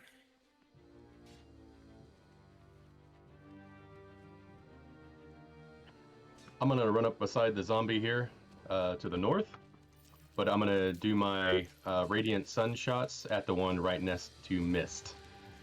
Gotcha. Sun pops. That hits. 8 radiant damage. I assume he's still up. Make sure he doesn't have any. He is still up, but when you blast him with that sun, like a chunk of his skin gets blown away and he looks real bad. Alright, I'm gonna take my second shot at him again. Alright. Yeah. 21 definitely hits. And with that last one, you shoot another sun blast at him and he just evaporates, dead. I'm gonna circle around the zombie I'm next to, and with my bonus action, go into a pace and defense. Okay. So if he attacks you, he gets disadvantage. All of them do if they attack you. Noted. That is it. All right. Grim. Bunch of zombies. I'm going to right here, and I am just going to cast Mirror Image.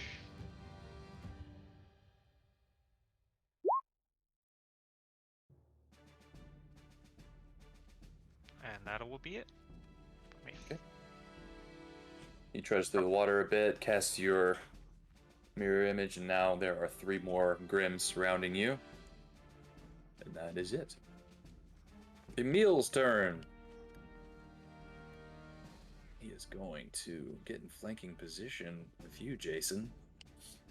Seeing that you are formidable, he's gonna stab this boy with his spear.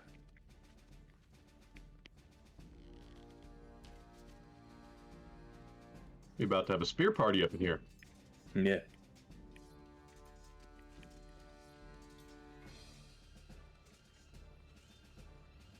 And he can attack. Wait.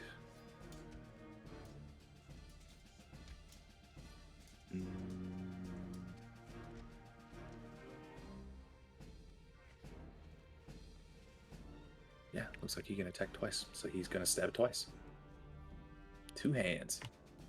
God, that was weird. Why is it doing that?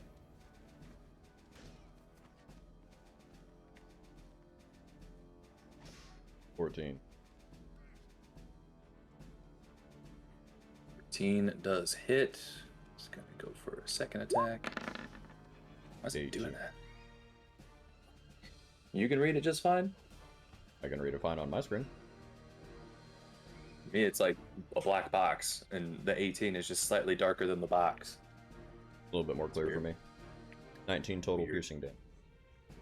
19 total. So Jason, you kind of see from the back 2 spears like go through the chest and then out, and then again, like right where his nips would be.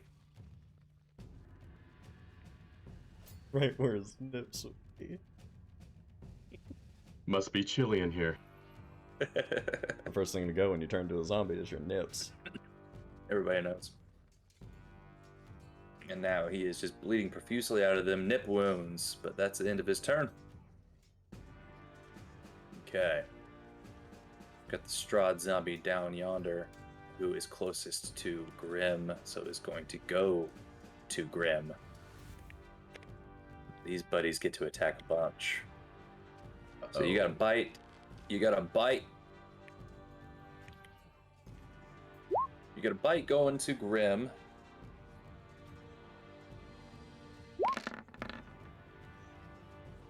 Does 15 hit you? Well, I rolled 16, so it would hit one of my duplicates. That's only if it hits you first, though, right? No, I think I'm forced to make it choose me or a duplicate. Is that how it works? I always forget. I'm pretty certain. It'd be pretty sweet if I didn't, but because I don't know that hits me. Yeah, it hits a duplicate. What's that? It hits a duplicate. You roll to see like what the zombie actually attacks, and the zombie's AC is 13, so hit a zombie or a duplicate. But my duplicates do have health, so how much? It's 3 piercing damage to the duplicate. Duplicates have health? Yes. Or the duplicates have an AC. Just If 13. an attack hits a duplicate, it dies. Yeah, so if an attack hits a duplicate, the duplicate is destroyed. So it doesn't have any hit points, but it does have AC. Yeah, so its AC is 13. So yeah. It hit it, so it bites that one, and one of your duplicates disappears. It's going to claw at you again. So we'll see if it hits you or a duplicate. Duplicate. That is a 16. So I lost another one. That takes away another one of your duplicates, and it's got one Dude, more claw. Glad I got those dupes, dude. Yeah. That's what I was like. I gotta tank some damage here. Alright. One more coming at you. 5.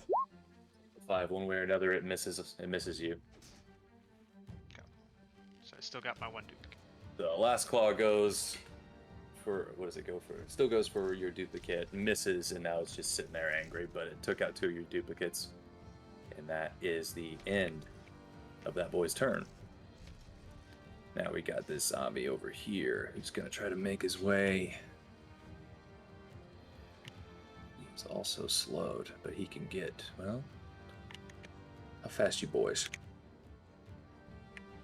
Not that fast. So he's gonna have to dash.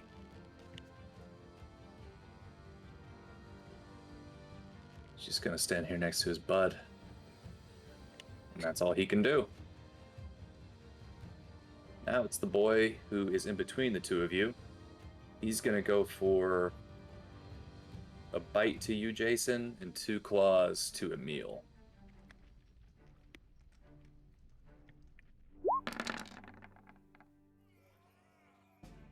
$18 to hit you, Jason, on a bite.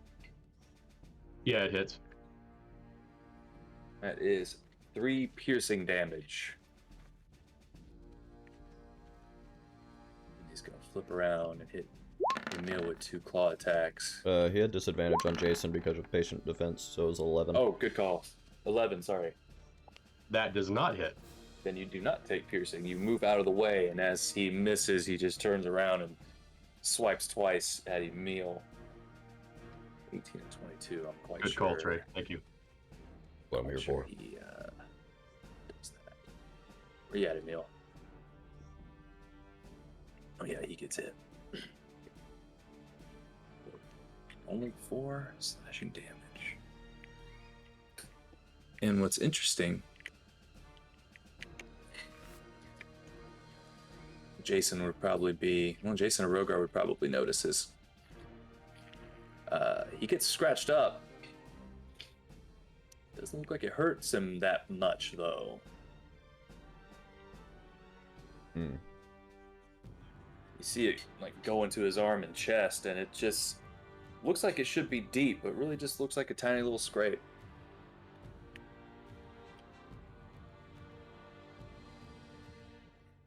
Hell That is this ends that guy? zombie's turn. But what the hell is this guy? He's a strong man. Alright, now we got this guy down here. He's just gonna run as far as he can.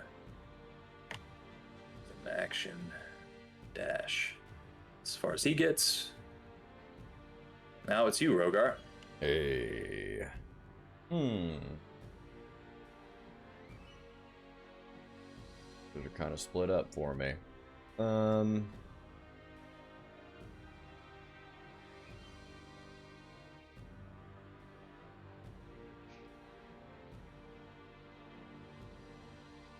Here's what I'll do. I'll step right here.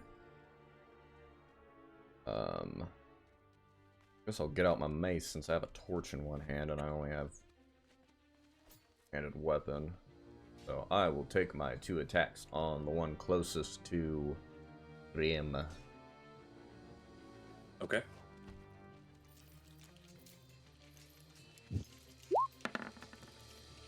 $13.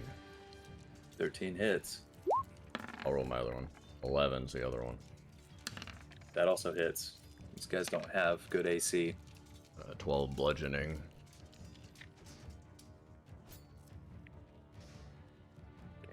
Just making sure I didn't miss something. So you did. Sorry, which one were you attacking? The one closest to Grim. For a grand total of 12 bludgeoning. Okay. Anything happen? Bludgeoning sure does. Doesn't happen with piercing, but it happens with bludgeoning. Hmm. Wait, does it happen with bludgeoning? Let me double check. Yes, it does. So, on that first hit, you come in, you kind of hit him on the hip, and his leg just comes off.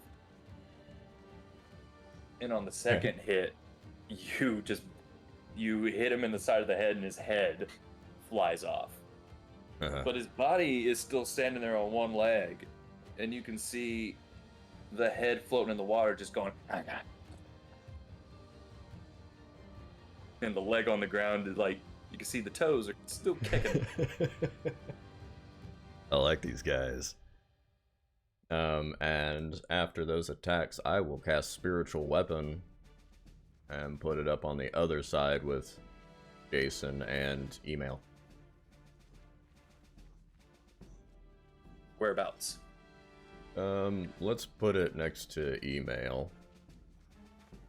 Like to his left? Yeah. Okay. Where do I find stuff? I don't remember where to put stuff. There's the compendium, and you can just type in like a weapon. What weapon do you want?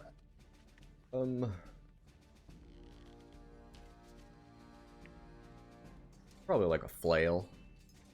Sounds like a Rogar spiritual weapon. Like a spike ball with a chain spinning around. Let's see if this works.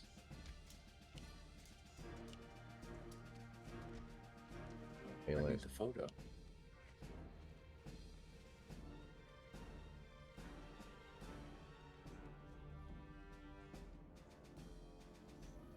It's giving me the descriptions, but not any pictures. If you do the token search, you could just find a flail or some weapon token and drop it on. I don't know. I don't remember where that is. It's okay, I'm trying to figure out how to roll my spiritual weapon attack. Oh, okay. Shit.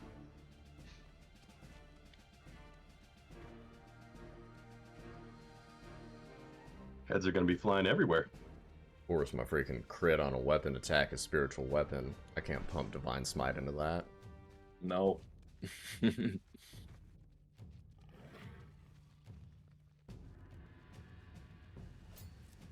What the shit?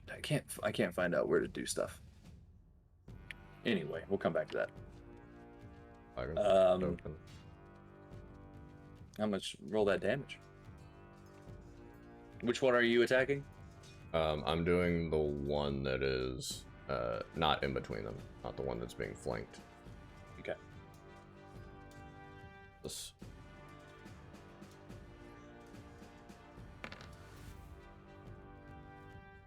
$13 damage. Okay.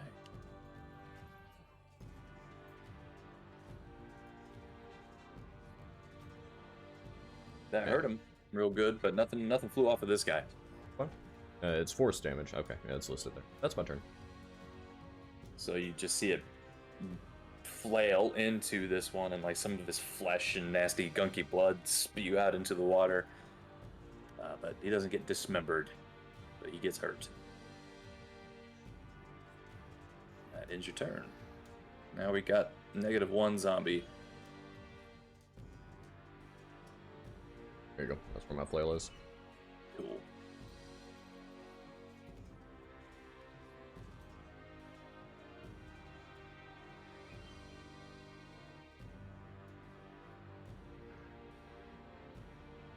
That's as far as that zombie can get with using his dash action. So that's his full turn. Now we're back to the top of Mist of Moon Eclipse. You see when Rogar attacked this boy,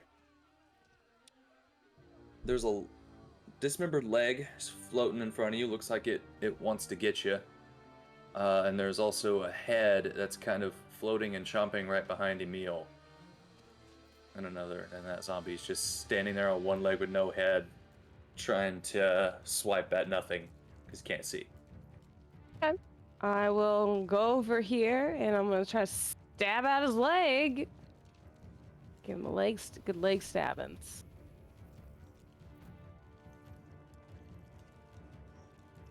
Hold on, I clicked it. Give it a few minutes. There it goes. 20. You're lucky that severed leg doesn't get to attack. Otherwise, it would have gotten an opportunity attack on you. So be thankful there. Because these limbs are still moving. Would toad the shit out of you. Yeah. Scratched you up. 20, 17. Oof. You stab him in his leg and then, like, lift up, like, all the way up into his torso to where he just spews out all of the blood, but he is still up, but barely.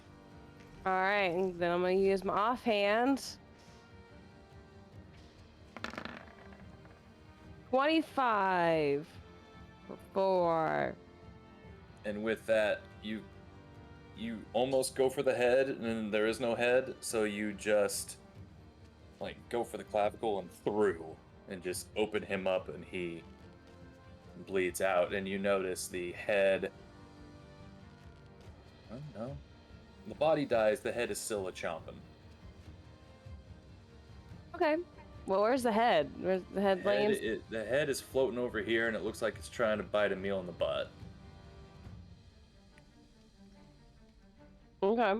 Okay. Because with the force of Rogar's strength, he hunted the head like 10 feet away. Okay. I'll move my 5 feet, and then I will, as a bonus action. Oh no, I already used my bonus. Stab. Oh. I can't move very far, so I guess I'll just move here because I'll get me close to where I need to go for my next turn. You not have 2 attacks yet? No, I don't think rogues get 2 attacks. Hi. Yeah, I wish. That was my bonus action was my offhand dagger, so that's all I can do. Okay. Jason. I'm going to take my spear attacks at the zombie between me and Emil. All right. Make him with advantage.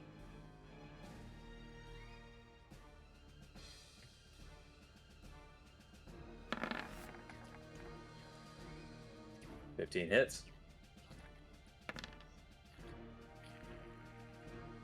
5 piercing. Stab right through his sternum. He is still up, but he is taking all the damage.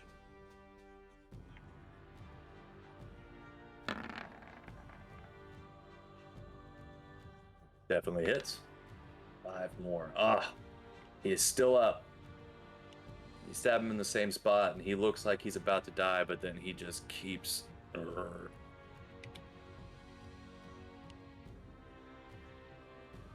Anything else for you? Yeah, I'm gonna move over to there. Draw an opportunity attack from him if he wants. He will want. He's gonna try to claw at you as you run off. 22. Yeah, that hits. You get slashed in the back for 4 slashing damage as you run away. But you don't have Sentinel, so you keep going. I will expend a key point, and I'll throw a Radiant Sunburst at the zombie that just attacked me. Okay.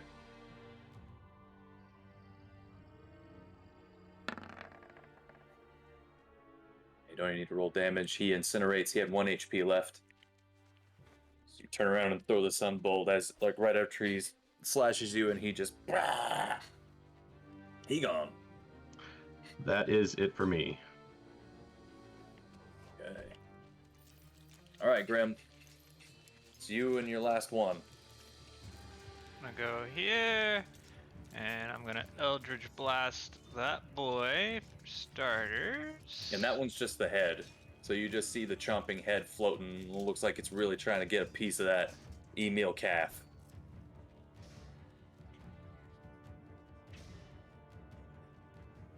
Oh, you rolled. Yeah, with that you incinerate the head. Okay. And then I am going to do another Eldritch Blast on this boy. Okay.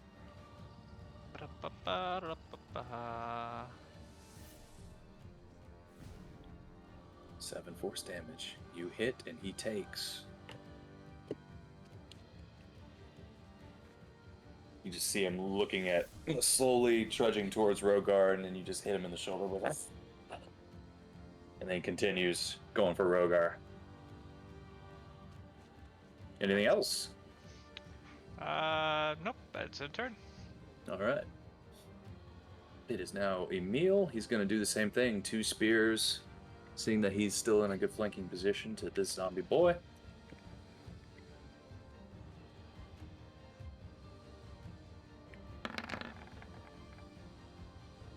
That hits. Do it again. Thank you. And that hits. So 9 piercing damage altogether.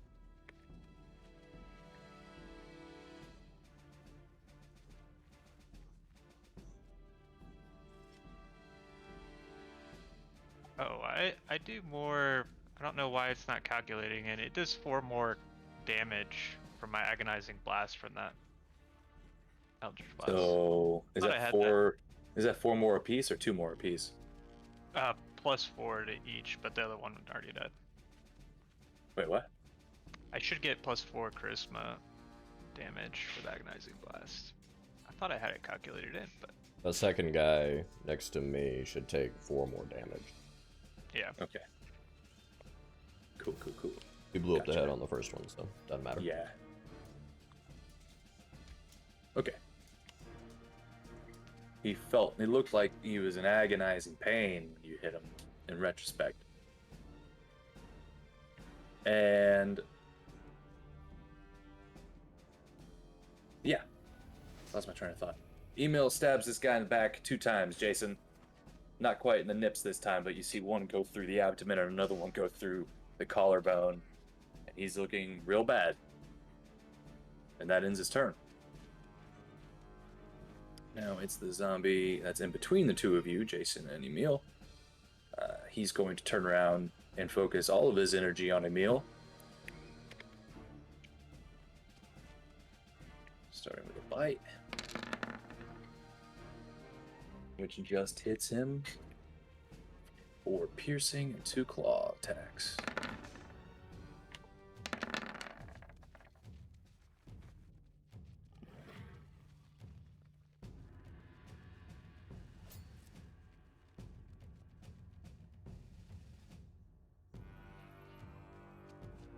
So the zombie turns around and bites into Emil's neck, pulls away, claws him across the face 1 time, and the second time Emil ducks underneath it.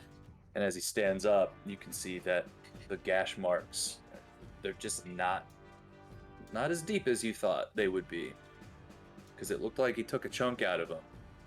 But seems like he's got some hardy skin. That ends that zombie's turn. Now we got the one who's down to your bottom left, Rogar, who's gonna do all 3 to you. Got a bite and 2 claws coming your way. Yeah.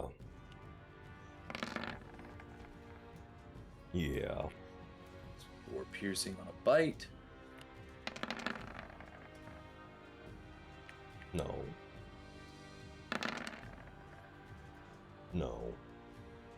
All right.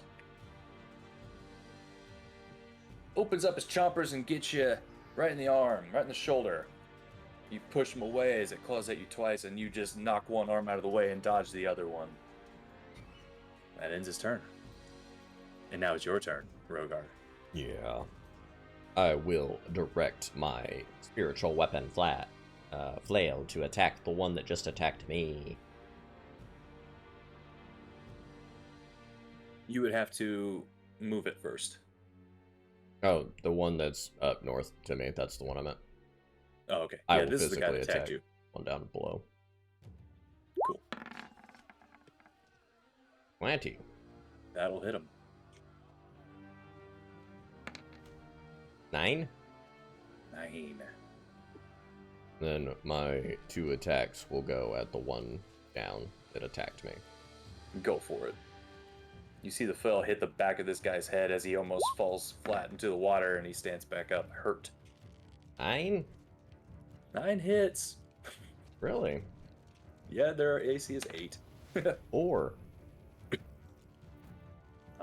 4. Not enough to make me roll a d20. You hit him hard in the chest. 19. Yeah. 9.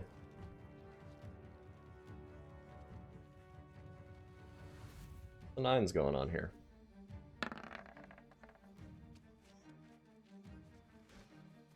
You knock this guy's leg off again. Different leg. Nerd.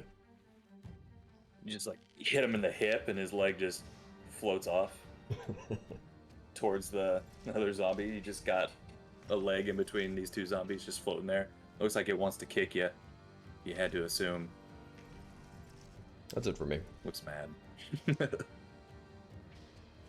Alright, now we got the zombie who you hit with the spirit's weapon. He's gonna get at you 3 times. Yeah. I'm gonna bite first. Oh. Oh. You see this coming and you dodge out of the way, push him back. Comes at you with some claws. Oh. Yeah, and you just kind of push him back and hold him back with your axe as he just swipes twice to hit nothing. Just pushing him with my tail, hitting the other one on the head, knocking his leg off. Yeah, you could do that. Get back. Very good. Alright, Mist. Woo! Use my move to get to the other side of this boy. Alright. Do my thing, I'm the one who stab people. Yeah, you do. 24 for 16. 16. You guys are really good at getting him down to 1 HP and then killing him. You stab him. You stab him in the side, the back of the neck, but on the side, and pull out, and you think that his head's gonna fall off, but it doesn't, and so it's just kind of sitting there like a bobblehead, but it's really grotesque. Blood's just spewing all over the place. Use my offhand, just keep stabbing and be like, why won't you die? Oh, good. 3. When you were gonna roll a 7. And with that last one, you take your other blade and just finish off the decapitation. And he's gone. The head is not chomping. Looks like you did the trick. Good. Anything else for you? That's all I got. I'm pissed. All right. We are to you, Jason. One in front of you is looking real beat up. I'll take my spirit attack at the guy between me and Email. Go for it.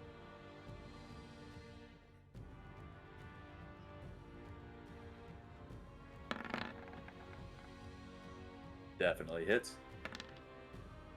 5. It's like the 5th 5 you rolled, yeah? Even including D20 rolls, so that's... Alright, you stab him through. He's still up, but he's bleeding bad.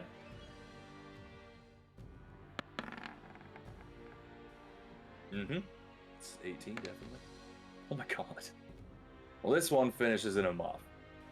There's more sides to that damage die, right? No, it's a D1. No, that's what my spirit does. It's D1 damage. Okay, for my bonus action, I'm going to expend another key point for Flurry of Blows and use 2 shots of my Radiant Sunbolt on the zombie that's left. Awesome. So you stab this last one just straight through the head as it falls limp, all annoyed, and then you pop sunbeams. Yeah. Cool. You blow off a good chunk of his skin with that one. Yeah. And with that, how do you want to do this? I kind of want to split him, like hit him mid-chest and just take the top half off of him. Nice. So with that first one, you hit him in the middle, and you can see that the midsection just gets incinerated away, and he's like, you just pretty much see a spine in his stomach at that point. You get one more, and you just cut him in half. Two sides just floating, not moving. And all the limbs that are floating in the water don't seem to want to be attacking you right now. Looks like you have killed all the zombies. End of combat. Man, those guys are fun.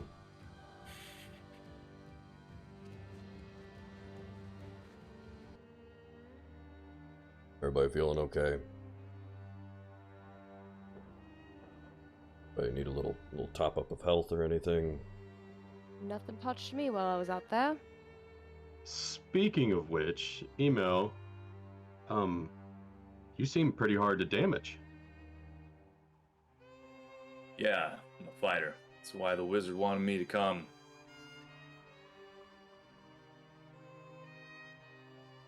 It's good to know. Thank you for your help. Oh, thank you. I'm glad to know that you guys are formidable. I would like to take my dagger and get a piece of the zombie flesh. Okay. You can do that. What are you going off one of them legs? Yeah, just a nice little piece of skin. Just get You some could off take that thigh. a whole leg or a head. Don't need that much. Make a necklace of zombie heads? Just for experiments. How high up is this balcony up here? That balcony.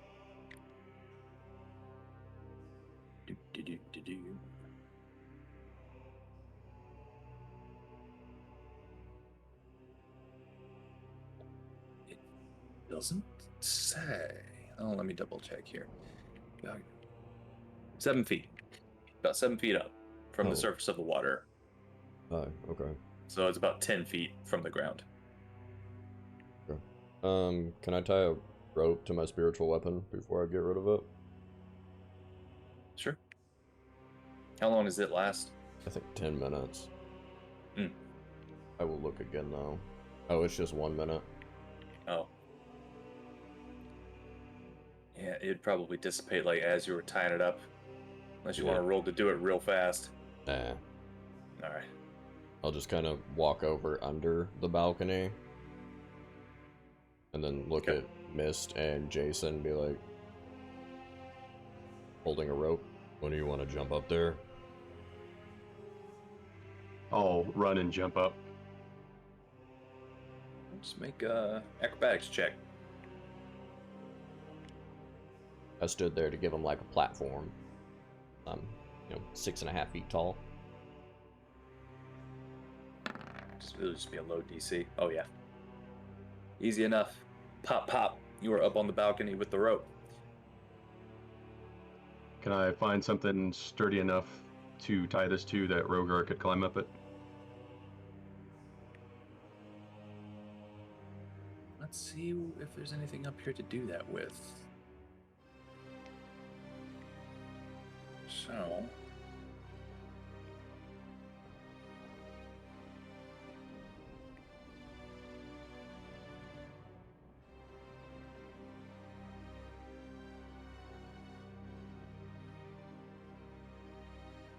These thrones, these chairs are pretty large. You think maybe they'd be sturdy enough to hold him? You might have to assist. Rogar's pretty heavy. Is there a railing around the balcony or anything like that, or is it just open on the front? Yeah, is it more like a stage than a balcony? It's more like a stage. Oh, I might be able just to jump up and grab the ledge and pull myself up then. Yeah, it doesn't mention anything about any railings. Looks like, this is a torture chamber, and it looks like this might be some kind of gross setup where people would sit in this throne and watch the torturing. I'll just stand here then if you guys want to, use me to get up there. And I'll try and get up myself. there anything in the Iron Maidens, or are they all empty? There's an assortment of like torture tools, prongs and blades. Nothing spectacular. A lot of it rusted. Nothing that catches your eye is important.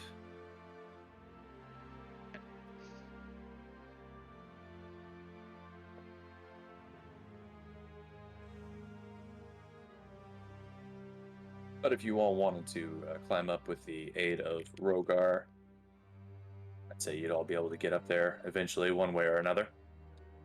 I'd be able to lift them probably like 7-8 feet up, so they'd only have 2 feet to kind of shamble. Yeah, you're all spry enough to be able to get up there. Grim, you might have to, it might take you an extra couple of seconds. I think you're the least athletic one out of the group. I mean, I can help him on the top side as well. Yeah, so I won't even make rolls happen for this. Emil is able to kind of not just jump straight up, but he's able to do one of those kick off the wall type of things. He's able to get up on his own.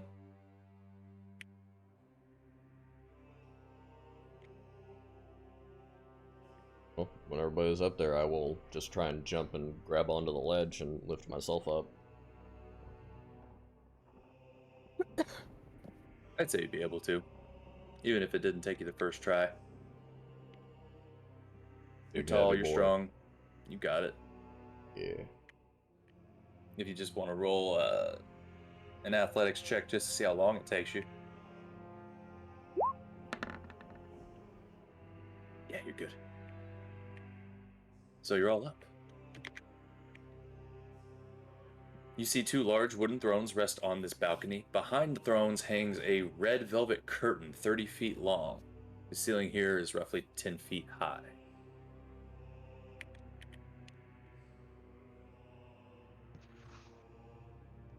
Can I use my spear to pull back the curtain? Mm-hmm.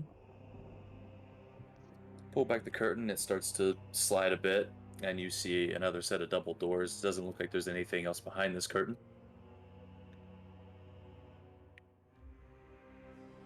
I'll go ahead and open up the curtain all the way.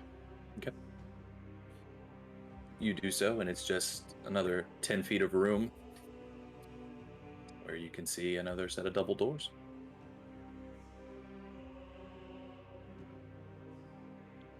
Guess I'll go ahead and open the doors. All right.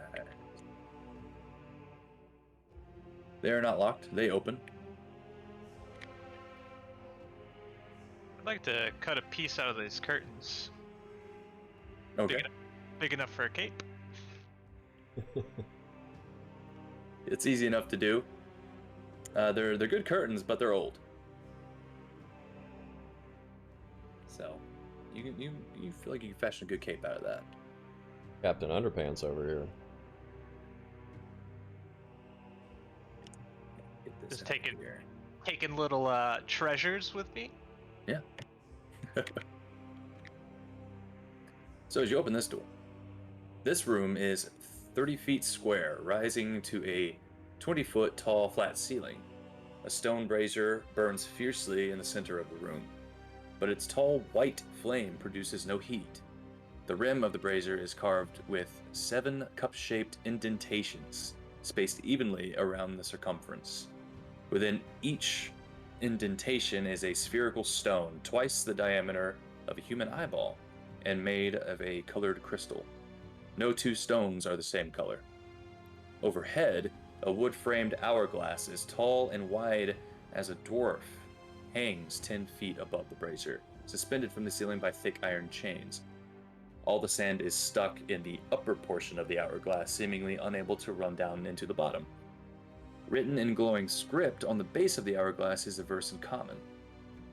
You also see, about halfway through over here and over here, are 2 9-foot-tall iron statues of knights on horseback, poised and charged with swords drawn, and stand in deep alcoves facing each other. And the brazier sits in between them in the center. And that is what you see. This is you guys, I'm dumb.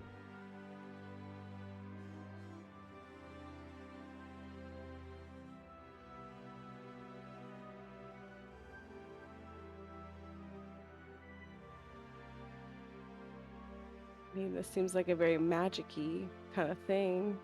What does the verse say on the thing? You walk up to the base to try to read the verse.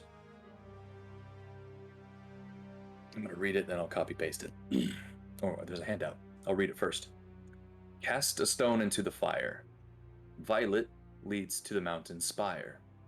Orange to the castle's peak. Red if lore is what you seek. Green to where the coffins hide. Indigo to the master's bride. Blue to ancient magic's womb. Yellow to the master's tomb. And as you're reading this, you look at each of the stones, the crystals, and those are the colors of the crystals that this verse is referencing. God damn it. You did the thing I didn't want you to do. Now I gotta reload this map.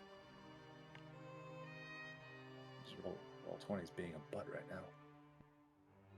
Well, I'm gonna cast that blue one in there. What was the blue one?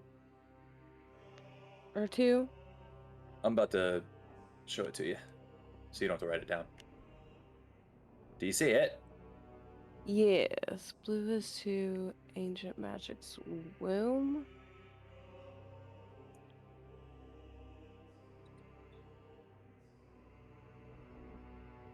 Scroll like back down here because roll 20 is being a dick. Got it. Cool. What'd you say, Cody? I'm gonna cast that blue one in there. So you grab the blue stone and you hurl it into the fire. And as you do, the hourglass, the sand starts to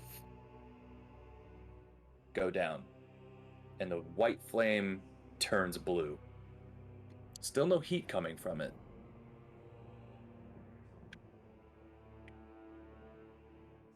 So there was a dwarf hanging above this fire?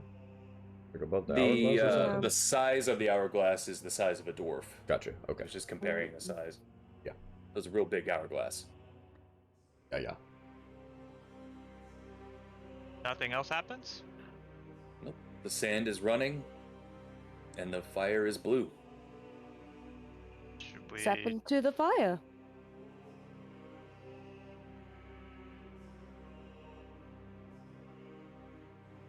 Is that what we do, or do we open these doors? I don't know, we didn't really discuss it before you just threw that in there. Well, I want to go to the ancient magic's womb, but I don't know how. You should have thought about that. I guess figure it out. Going to put my hand into the fire? Okay. You reach your hand out, and as you get closer, you're like, it's not hot. And then you touch it, and Grim is gone. Oh, what do you guys want to do? Are these doors back here locked? You want to check?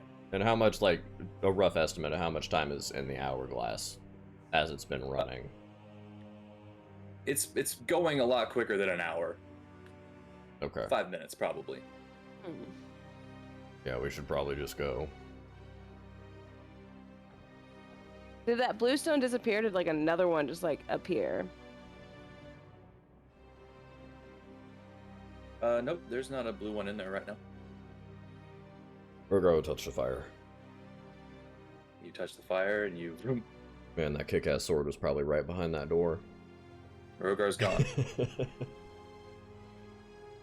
I saw how they all went in. I'm gonna put my tail in. I'm gonna see if it will swoop me in backwards. Cool. Mist is gone. I'll go and touch the fire. And you are gone.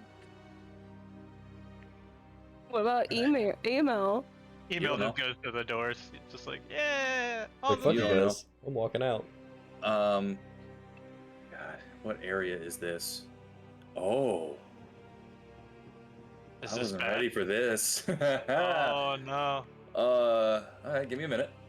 I'm Grim. I don't discuss anything with anyone ever. Look, it said magic. I was like, yes, please, more. Where is this? Hold on, I gotta find where this is. I can tell you right now, you're in a different place. Oh boy. It's a room full of 50 cells. Just a never-ending cell. Oh boy, that's fun. All right.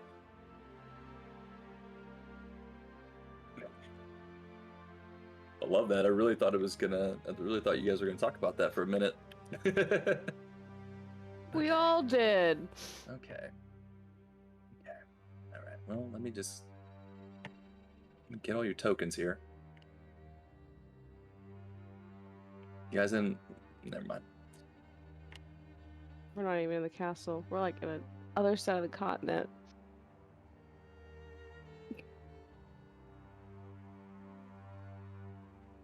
You know, if I knew what it said, probably wouldn't have suggested going to something called a womb. Uh-huh. Thinking like the inside of like a dragon kind of thing. The birth of magic. It's where we must go. Find An ancient dragon. A blue ancient dragon. Oh god. Giving birth to a baby. Inside. Yeah.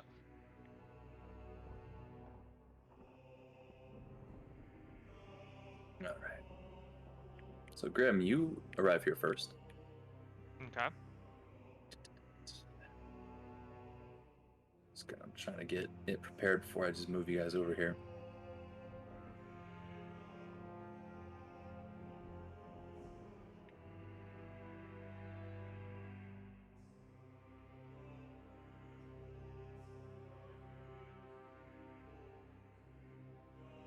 Cody, you're in timeout. You don't get to send gifts in Discord. You're in timeout right now. So, Grim, you immediately find yourself in this room. Golden marble staircase with a black... Let me read ahead, just in case.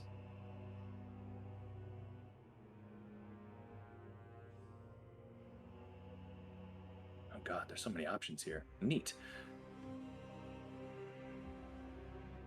Okay. Gold marble staircase with a black marble railing hugs the north wall as it spirals gently up a 30-foot wide shaft. Lying in the middle of the room are 6 rotting wooden crates. The amber-covered walls are sculpted to look like tentacles that entwine around marble bas-reliefs of kings, queens, pharaohs, and sultans attended by myriad slaves. The west, south, and east walls contain alcoves, and standing in each alcove is a tall, rough block of amber. 2 wide cracks have opened up in the south wall, spilling rubble and shattered pieces of amber onto the floor in the southeast corner of the room. And as you are taking a moment to kind of look at your surroundings, Rogar arrives. Mist arrives with her back towards you. And then Jason arrives. Well, this is pretty cool. You're all very small. Now I am a god.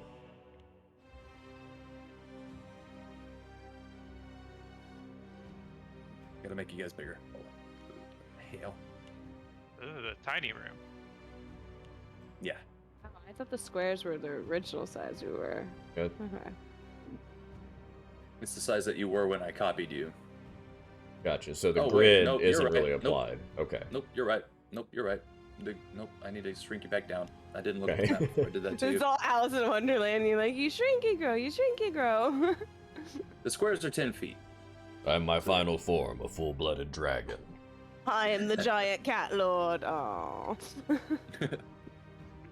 So, you're in a room like this now. I'm cracking crates open. Which one are you going for? The one I'm at. For one Okay. to have power word kill. Maybe check them out real quick. I'm gonna die. Um, There are openings and stuff. As he's doing that, I will use my final divine sense to see if I pull anything. Okay, you hit your divine sense as Grim is going to a crate. And it's at that moment you sense... You're thinking to yourself, wait a minute, I think there's undead in here. As you crack open a crate, Grim, and you just see a vampire spawn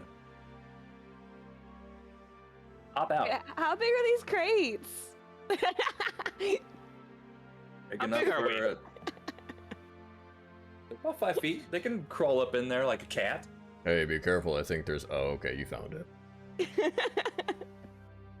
What the hell are you? How'd you get down in there? Okay. There's So- shipping vampire spawns across Barovia. This is rough, guys. Yeah.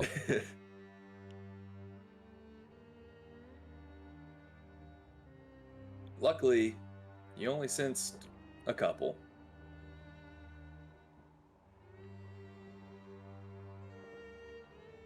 Dude, is that a hot dog right now? Fuck, man. Hot dogs are following me. Do I have time to switch out for wooden stakes? Do you have them with you? Yeah, I got 3.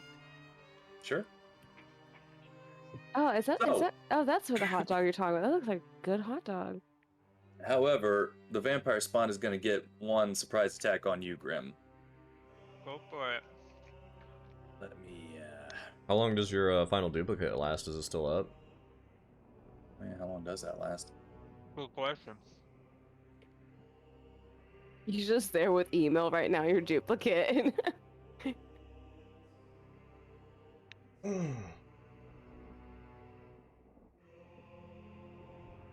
Nope, it's only lasted a minute. Baby puppy. All right.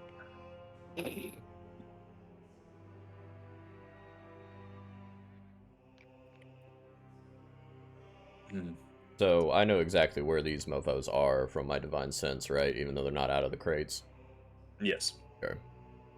You open this one up and immediately, scared half shitless that there's a vampire in here, Graham, as a claw comes at you.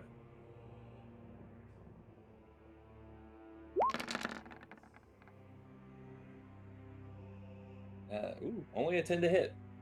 Well, it's a surprise, so they get advantage. Is that how that works? Yeah. 16 to hit.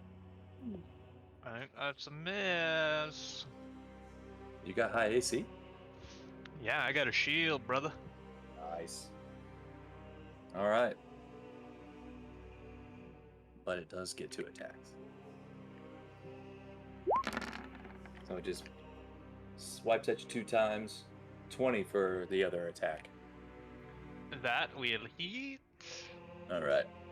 So just pops up, and you put your shield up in time to block the first one as the second one comes and scrapes you in the ribs for 6 slashing damage. Okay, and I would like to do a thing. At this point, we'll get initiative rolls going. Let me get that up. Can I still do a reaction, or does that not? Can I If not you have react? you can do a reaction. I'd say you can do a reaction. Okay. Here we go. If it is indeed a reactionary thing that you're doing. Yes. I'm going to do Hellish Rebuke. Okay. So it needs to make a save. What is that, dexterity? Yep.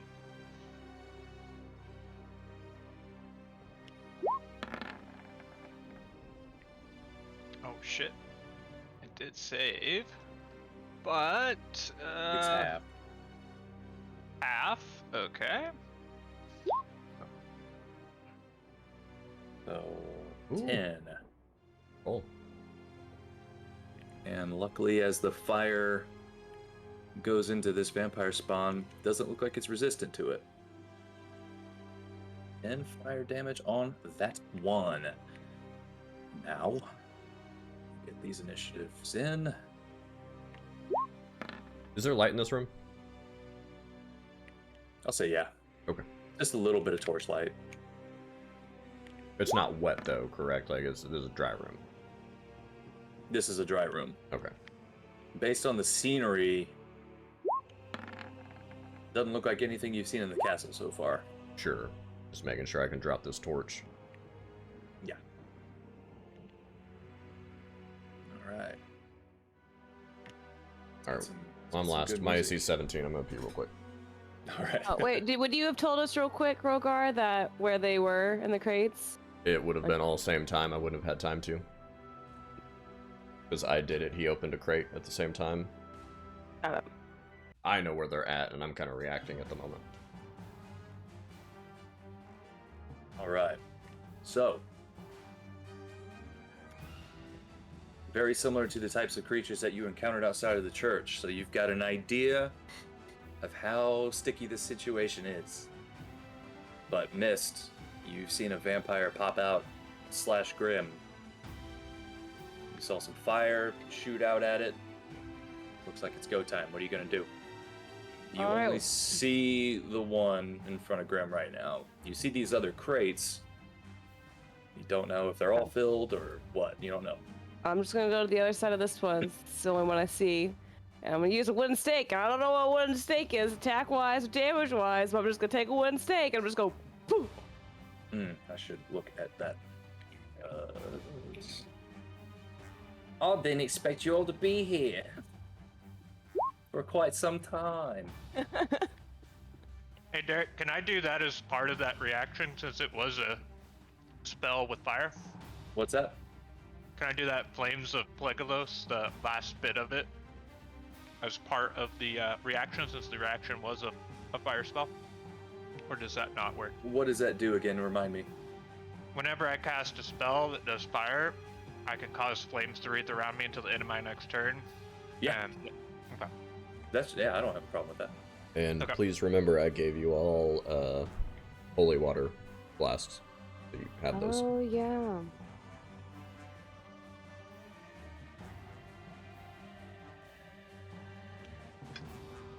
Stake do. I mean, I know what it is, damn guy. I need the damage. A stake is a stake. I know what it is. Probably a D4.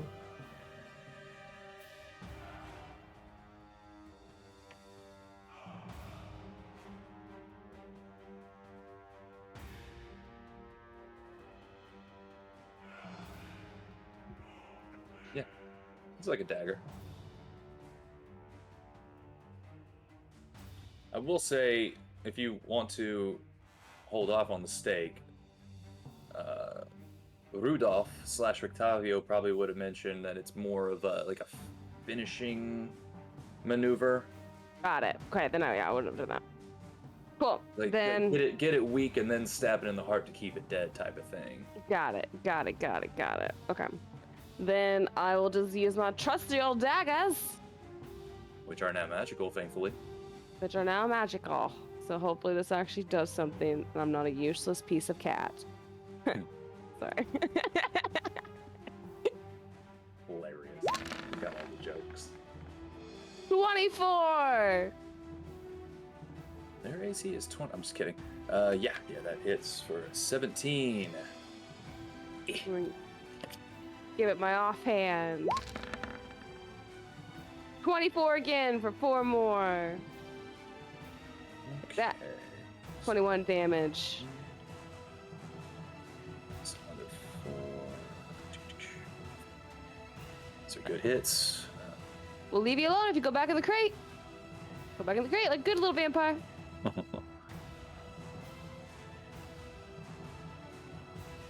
Cool. Yeah, no resistance is there. Check one more thing.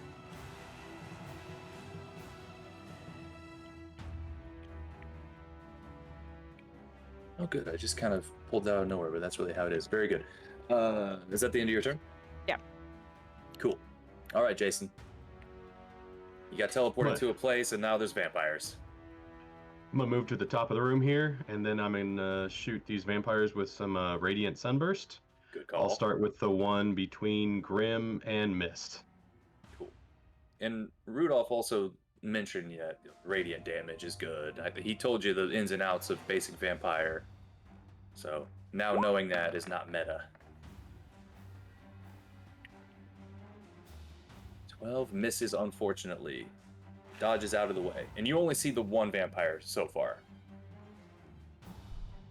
So I'll take my second attack on that same one. Okay.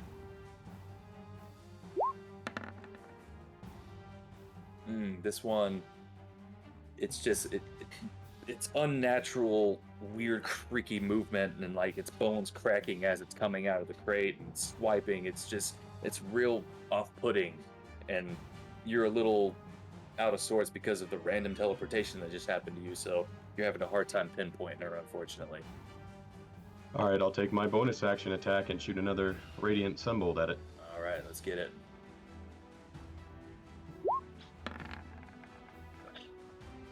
She's too squirmy. That would be the end for me then.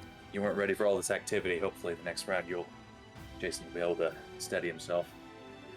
All right, so now from this crate, the top right, bursts another vampire who's going to jump out and immediately go for Rogar, who's standing right there. Rogar's back, okay. So you're going to get a bite and a claw. Yeah. Right. That would be 4 piercing damage, and make sure there's not.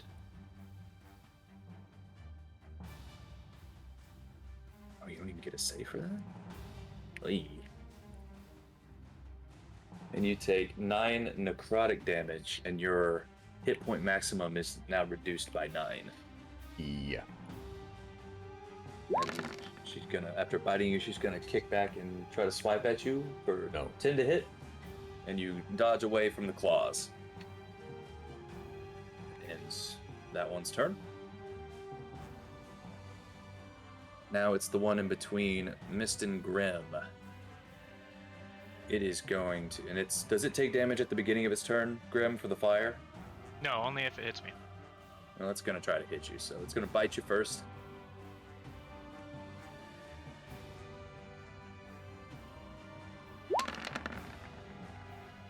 To hit. That is a miss. Does it still take damage for the attempt, or only if it hits you? Only if it hits. Okay. So it tries to bite at you, but the fire messes with its gaze and it misses, and then it turns around and tries to swipe at Mist. 14. Oh, I'm gonna use Defensive Duelist as a reaction to make my AC 17, and I'll be kind of like Tom and Jerry style, when like some knife gets thrown at me as a cat, I'll just be like,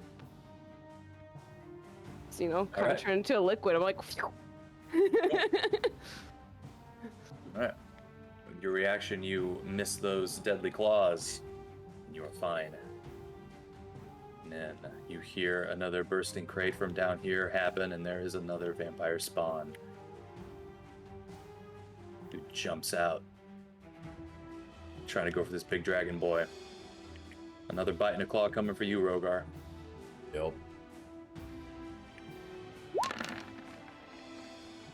22.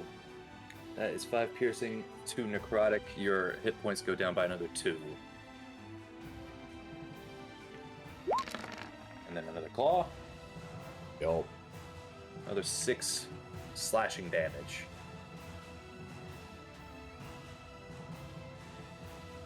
That ends that one's turn. And now we are to you, Grim. Alright. I am going to Hexblade Curse that boy. And then I am going to just do a rapier attack.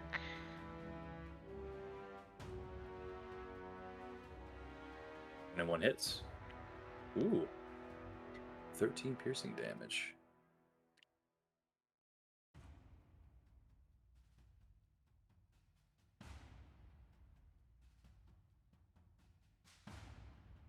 Stab it right through its abdomen and it shrieks in pain. But still up. Looking hurt. And I would like to do that. I could do it with Green Flame.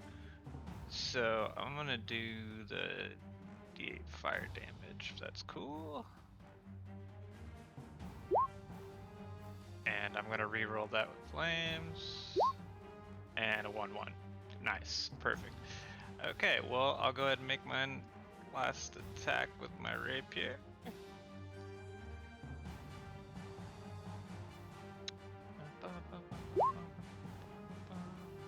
18 hits. Luckily, you are flanking. 11 piercing damage. And since I have the thing as a cantrip, I'm just gonna do the flames if I'm able to. How does it work? Does it say that it's an action, or can you do it every time? It says one action, but it's a cantrip. But it still takes. And I have the thirsting blade where I can attack with my pack weapon twice.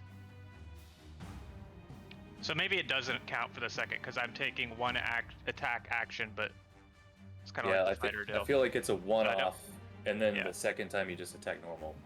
You can throw it up, and I can read it if you want me to. That sounds right from the description. Okay. Here's my thirsting blade, how it's worded, but yeah, I think you're right. Gotcha. And yeah, the the magic would probably only happen once. Yep, so that's what I got. All right. Well, luckily with all your magic weapons, you're doing some good damage to these vamps. I think my flames are gone now. Okay. Good to know. You staying there? Yes. All right. Rogar, it's your turn. These ones are trying to get you. I'm going to drop my stupid torch and get my battle axe out. Alright. Now I'm gonna go hee-haw, spin in a circle. One attack to both of them. Do the one by the crate first. Alright.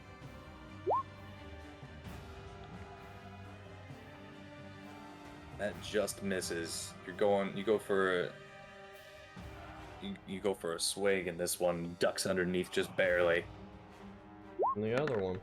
Then you finish it. This one, same thing. These are very fast. You remember from the time at the church how crazy they moved and how fast they were. And you all just weren't ready to jump into this, so you're still getting your bearings. Anything else? Okay. All right. All right, Mr. Moon Eclipse. You and Grim are fucking this one up. Hey, let's keep doing it. Keep stabbing him. And I guess like the stake is really like maybe like once they're down and then kind of like stab them in the heart was kind of probably how you recommended it. You would assume like when they're down and dying, finish them off that way. Cool. Okay. Ooh. You go for a stab and it just knocks your knife out of the way. Okay. Okay, offhand. Woo! The offhand, I got him. Jesus. All right, hold on. That would be 19 plus 24.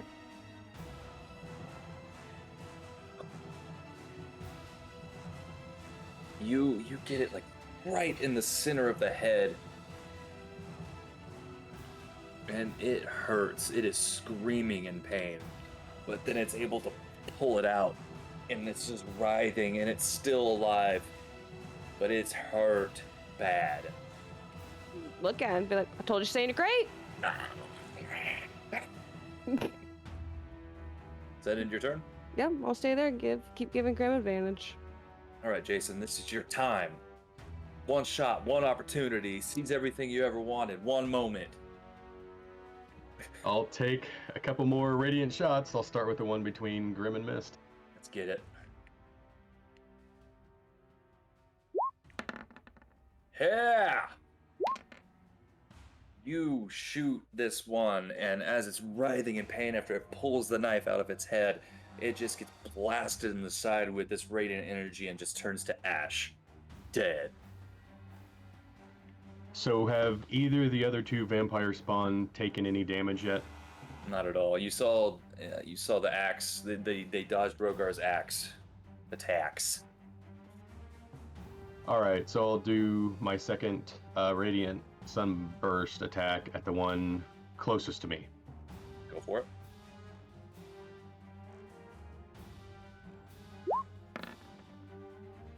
That hits. All right.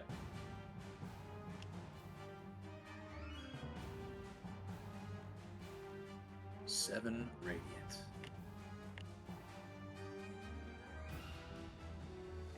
Kind of hit it in the back of the head as it not looking too worn, but you know what radiant damage does, so you know it's still good. So I'm going to run down next to it and make an unarmed attack as my bonus action and just kick it in the junk. Okay.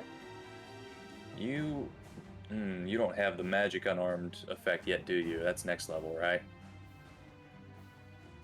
Correct. Okay. Still hits. 9 bludgeoning damage reduced to 4.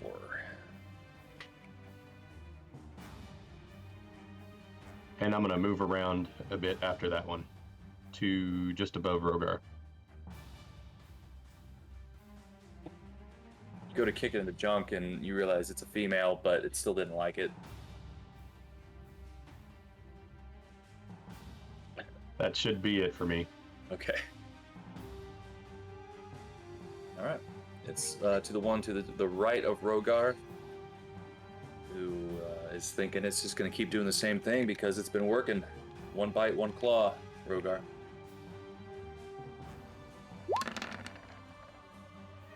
$17. Just hits. 5 piercing, 8 necrotic. Your HP goes down by another 8. And 19. 8 more slashing damage. So this is just trying to gnaw at you.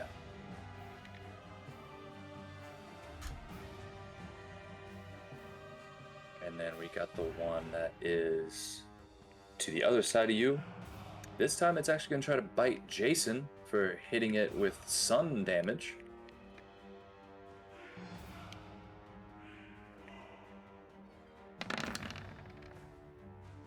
Oh god. 24. Yeah, that hits. That is, it leaps at you and bites into your neck for 9 piercing damage, and you feel this, you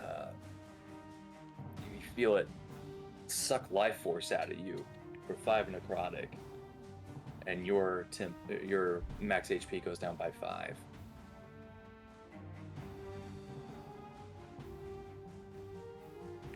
And you notice as it does that, the sun damage on the side of its head seems to heal up a little bit, as if it siphoned life from you. Just a little bit. And then it's going to claw at Rogar.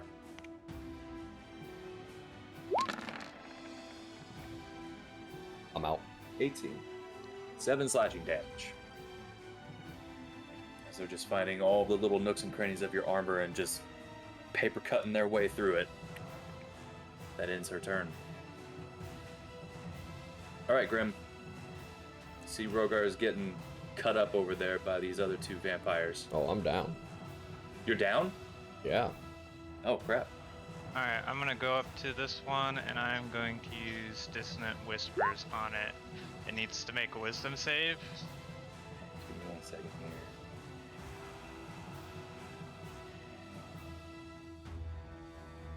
Okay, well luckily it didn't kill you with the bite, Rogar. So you're not dead, you're just down and dying. So wisdom save, you said? Yep.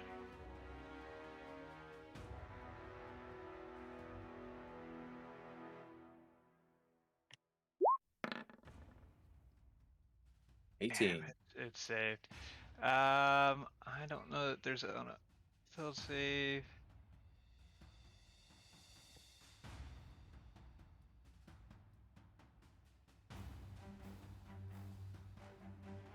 Wait, it says on a failed save, and it succeeded, so... Takes half damage. Okay, so it does take half damage, that's what I was looking for.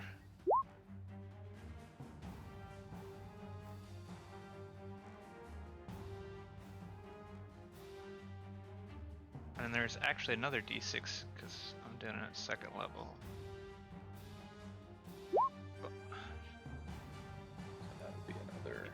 10. Half of that. 21. 2. Another 2. And that is my turn. What kind of damage is that? Necrotic, I believe. Psychic damage. Psychic, yeah. Luckily. Necrotic doesn't work. Good. Okay. Anything else? That's it. I've only got that one action. Alright, Rogar, make a death saving throw. You got 1 success. Mr. Moon Eclipse. All right, I'm gonna slide over here and I'm gonna pour my last healing potion into Rogar. Alright. It's just a basic healing, I believe, so it'll just be 2d4 plus 2. So you'll get 8. And then as my bonus action, I will dash and move over to here. I would dash and move over here. That's it. Alright. One of them is going to get an opportunity attack on you. Oh yeah, I wouldn't have done that then. I forgot how opportunity attacks work. I know D&D. Then I'm just gonna use my offhand and I'm gonna stab this one. Because I feel like they've been hit logged. You do see that this is the only one that looks like it's taken any damage. Cool. Go for it. Oh, and it's not advantage. And it misses anyway, probably 11. Or 9.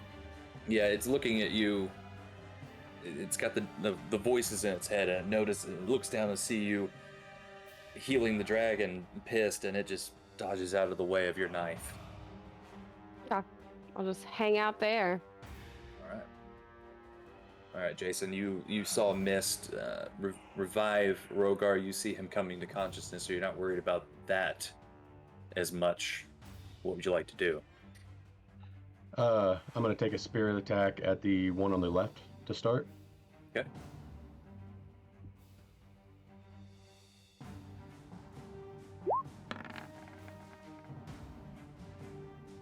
Just blocks the spear from hitting it in the head.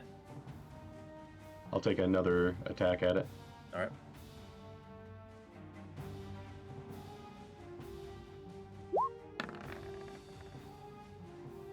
These are too wiry. They're hungry. I'll spend a key point to go into patient defense. Okay.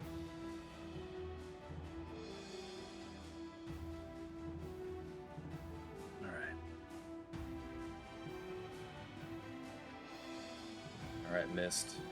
And this other one to the right, seeing you heal a boy, seeing you doing some stuff, is going to try to bite you.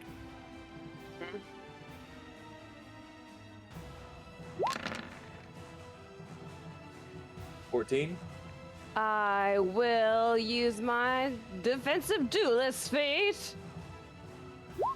Alright. 17. Cool. It goes to bite at you, and you're able to use your daggers to put him right in the mouth and just push her off of you. And then she's gonna reel back and try to claw you. You can try. And with your defensive duelist up, you are able to block that out of the way as well. Is it just a reaction for one melee attack, though? Is it just one melee attack, or is it the whole turn? For that attack, one attack. So, okay. So this one would hit you? So then I would use Uncanny Dodge to half it. Alright, so you take 5... You only have one reaction. Yeah. No. Oh, no. The other one was a feat. Oh, wait. Are they both technically reactions? That sucks. It sucks. Dumb game. I never liked D&D anyway. You take 11 slashing damage. Okay. It's alright. When was the last time you even got hit? I know. I shouldn't be bitching. So, you react fast enough to get those teeth out, and she fakes you out. It looks like she's looking at Jason, but then cuts you like neck to chest. Real deep cut. Okay. Alright. Ends that one's turn. The beginning, and now we got the other one to the left. And you notice its wounds heal up a bit. You can see some of the damage it's taking has been undone. For it hasn't taken any radiant damage since 2 rounds ago.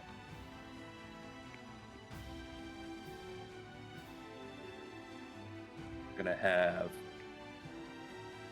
gonna get a bite. We're gonna get a bite at Grim. Putting weird voices in its head.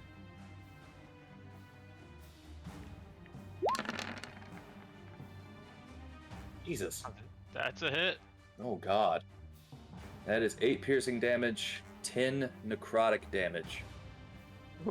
And your hit point maximum goes down by 10. And you see it heal up completely from the blood that it just consumed from you.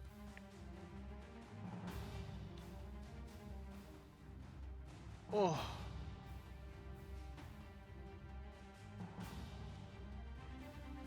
And it's gonna claw. It's gonna turn and claw at Jason.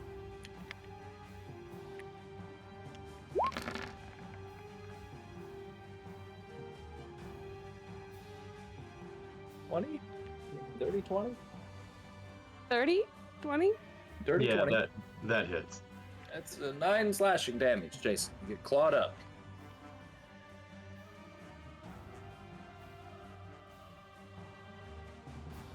It ends its turn. And we all look. Alright, Grim, you just got bit real hard. There's 2 more of these buttholes, and they are looking too healthy. Okay.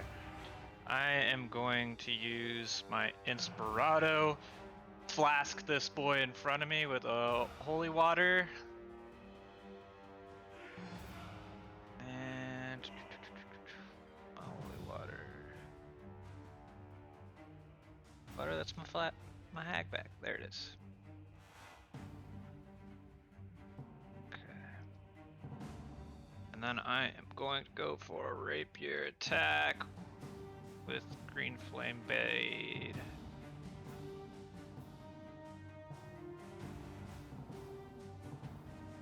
Okay. So let me look up this holy water.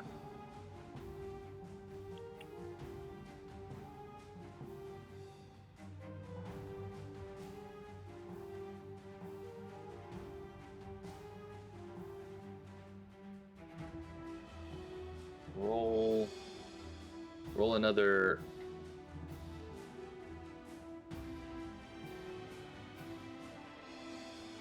Roll another d20.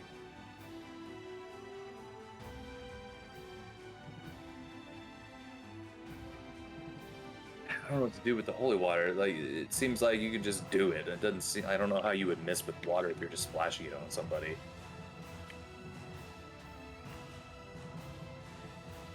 I mean, they could have a saving throw to avoid it or something like that.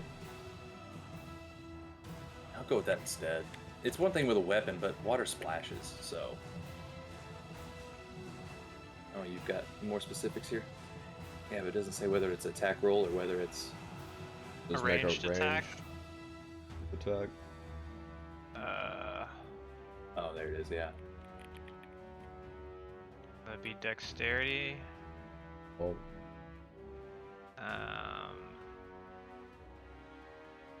Then Good enough for me. It's 2d6 radiant.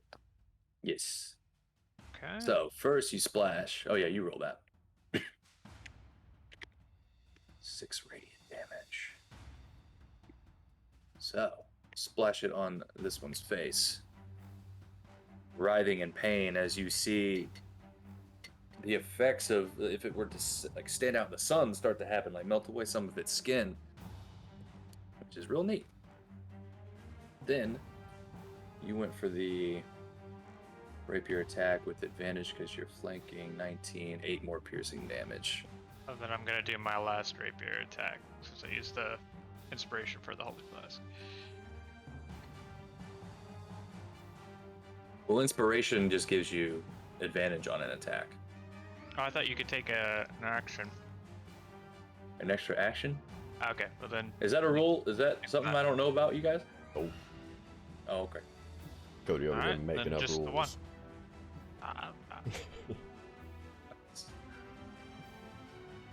I know that I don't know all the rules, so. Well then, do I get to keep my inspiration, or? Yeah, you can keep your inspiration. Something. You just substituted one of your attacks for the holy water throw. Gotcha. Okay. So you splashed in her face and then you stabbed her.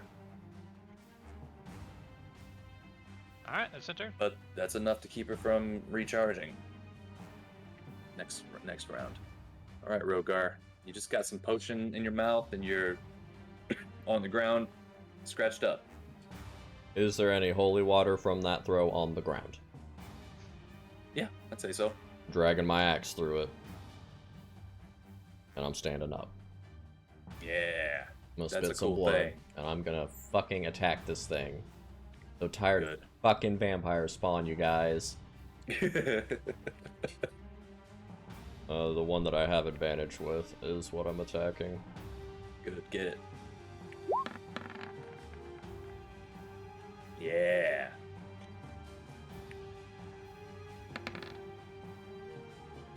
$15 slashing. Does the drag through holy water do anything? Go ahead and roll 2d6. 24 damage. Second attack. Yeah. Using my inspiration to roll one more. All right. I want a crit. All Okay. I want. Fuck you, dice. Dang. Still a good roll. You know, fuck it, So, I'm yeah. putting my Divine Smite in it anyways. Okay. Putting a level 1 Divine Smite in this. I hate this fucking thing. Yeah.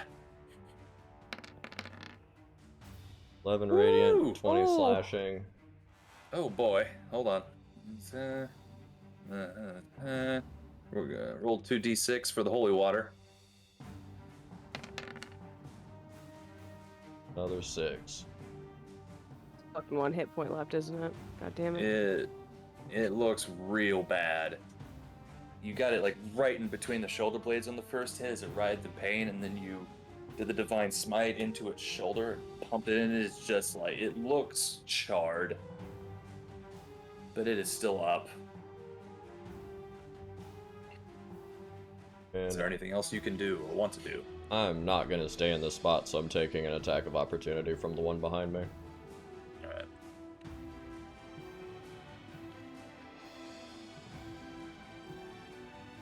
And I'll say, the holy water, let's say it only lasted that one round for you since you just slid it through. Fine. It probably all went into her body. Blah, blah, blah. It won't be advantage. God damn. Still hits. 6 slashing. Still up. Woo! You just feel it like right in your ribs. And you cough up some blood and you just keep moving.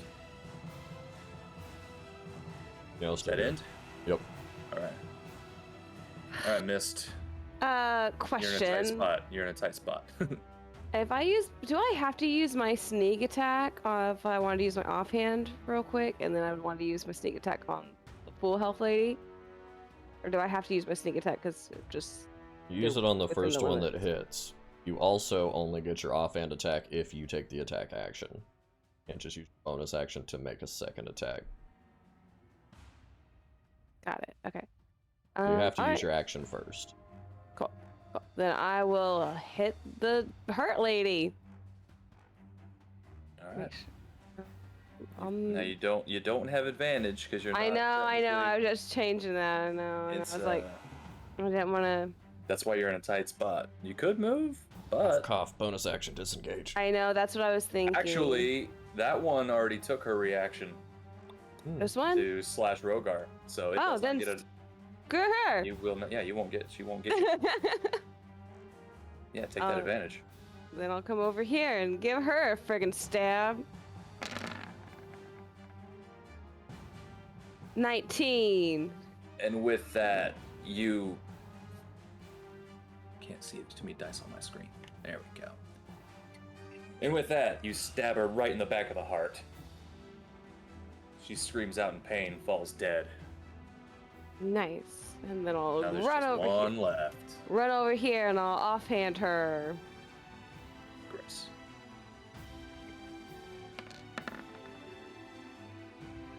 With 1 whole piercing damage. Get her real good. You try to do a cool quick jab, but you realize you barely got 1 inch into the skin.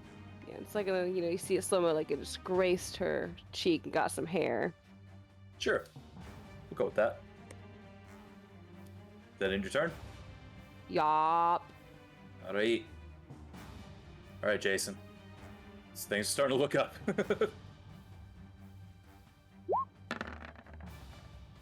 Yeah. Look at that. 7 piercing. Stab it straight through the gut as it coughs up some blood, screams in pain. That also hits. Take the spear out, go for another jab, another 7. Hit her right in the same spot. She didn't like that. I'm gonna use my mobile feat just to walk away from her since I made a melee attack. She won't get a opportunity attack on me. Okay. Spend my last key point, and I'm gonna light her up with 2 radiant sunbursts. Nice.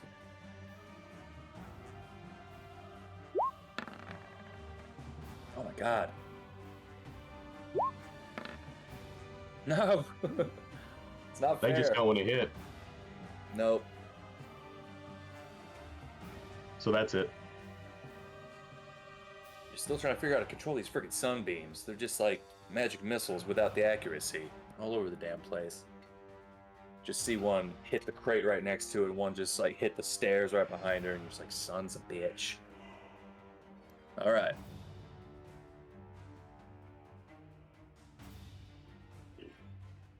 It is now the vampire's turn, and it did not take any radiant damage, so it heals a little bit. And it's going to turn around, swipe twice at you. Yup. Missed. Yup.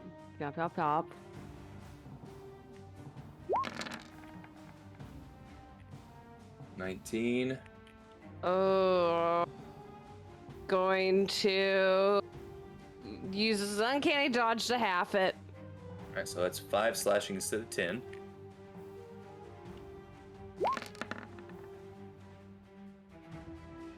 $22 to hit. Yup.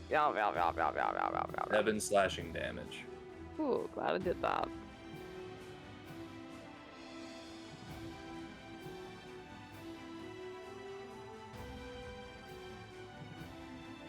That ends this one's turn. Grim. All right. Still looking strong, but you got the numbers. You think you might be able to finish it. Who knows? Double Eldritch Blast. Nice. The first one whizzes straight over her head, clashes into the wall, and the second one gets her right in the chest for 9 force damage.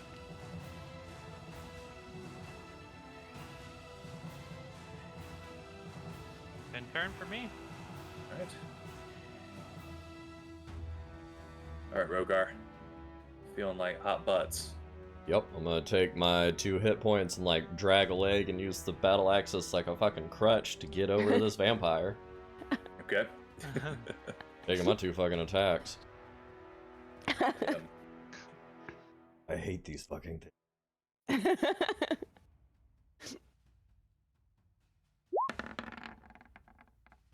Oh yeah, there you go. Divine Smite, 2nd level. Okay. So it'll be 3d8, and I just noticed that it says if they're undead, there's another d8. So it'll be 4d8. Ooh. Get him. Tell him what time it is.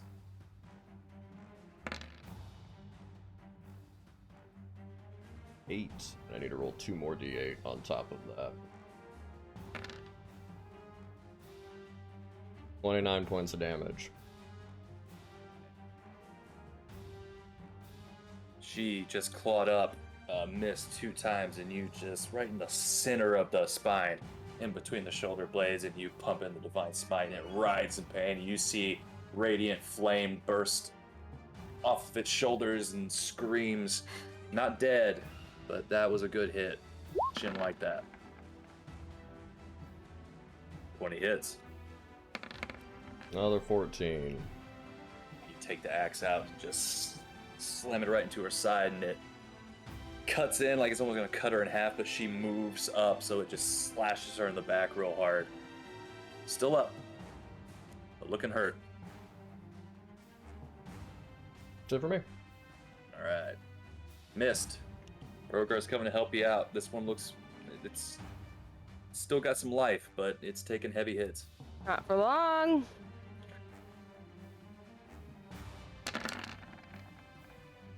$18 for 12. Nice. I'm offhand. As it's writhing in pain from the axe hits, you go and just stab her right in the throat and pull out. And then you take the second one and try to do the same thing, and she's able to back away a little bit, but it still gets her for another 1. Those amazing 26 rolls. It's like, you get 1 point of damage. Like, fuck you, dice. Still up, but looking charred, looking cut up. She's still living, but you're whittling her down. I'm gonna just hang out. All right, Jason. I'm just gonna shoot her with radiant sunbolts until I'm all 3 of them. This is the one.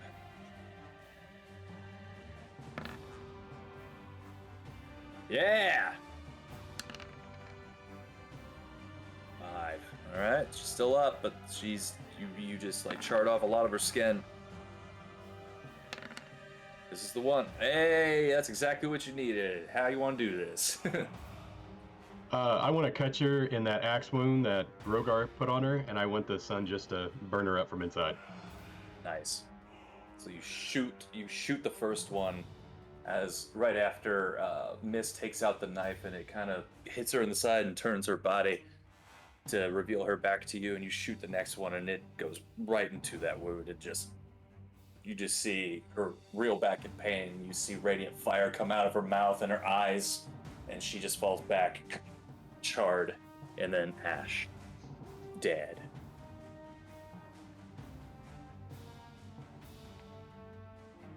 Man, screw these vampires. So now, all is quiet. And you find yourselves in this vault that you've been teleported to. No idea if you're still in Strahd's castle, if you're in someplace entirely. Next time, that's where we'll pick up and find out where the hell you are, and if you're gonna be able to get out. It's all uphill from here. Neato, gang. And a nice brunch. And that's what happens. That's what happens when you throw stones into the fire, like they say. I think we should go back to the fire and throw some more stones in it. You can go by yourself. There's the other colors. There's the other colors. We're really going to have to survive this first.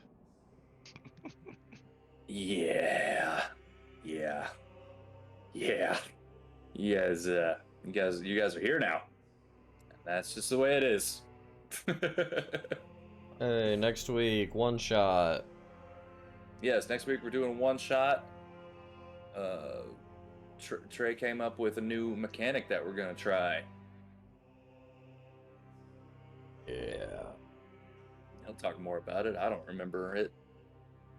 I'll explain it next week when we start playing. Give you guys a refresher. Gonna see Trey doing the DMing again. Once. Oh my god, that coffee has been gone for so long, and I keep trying to drink it.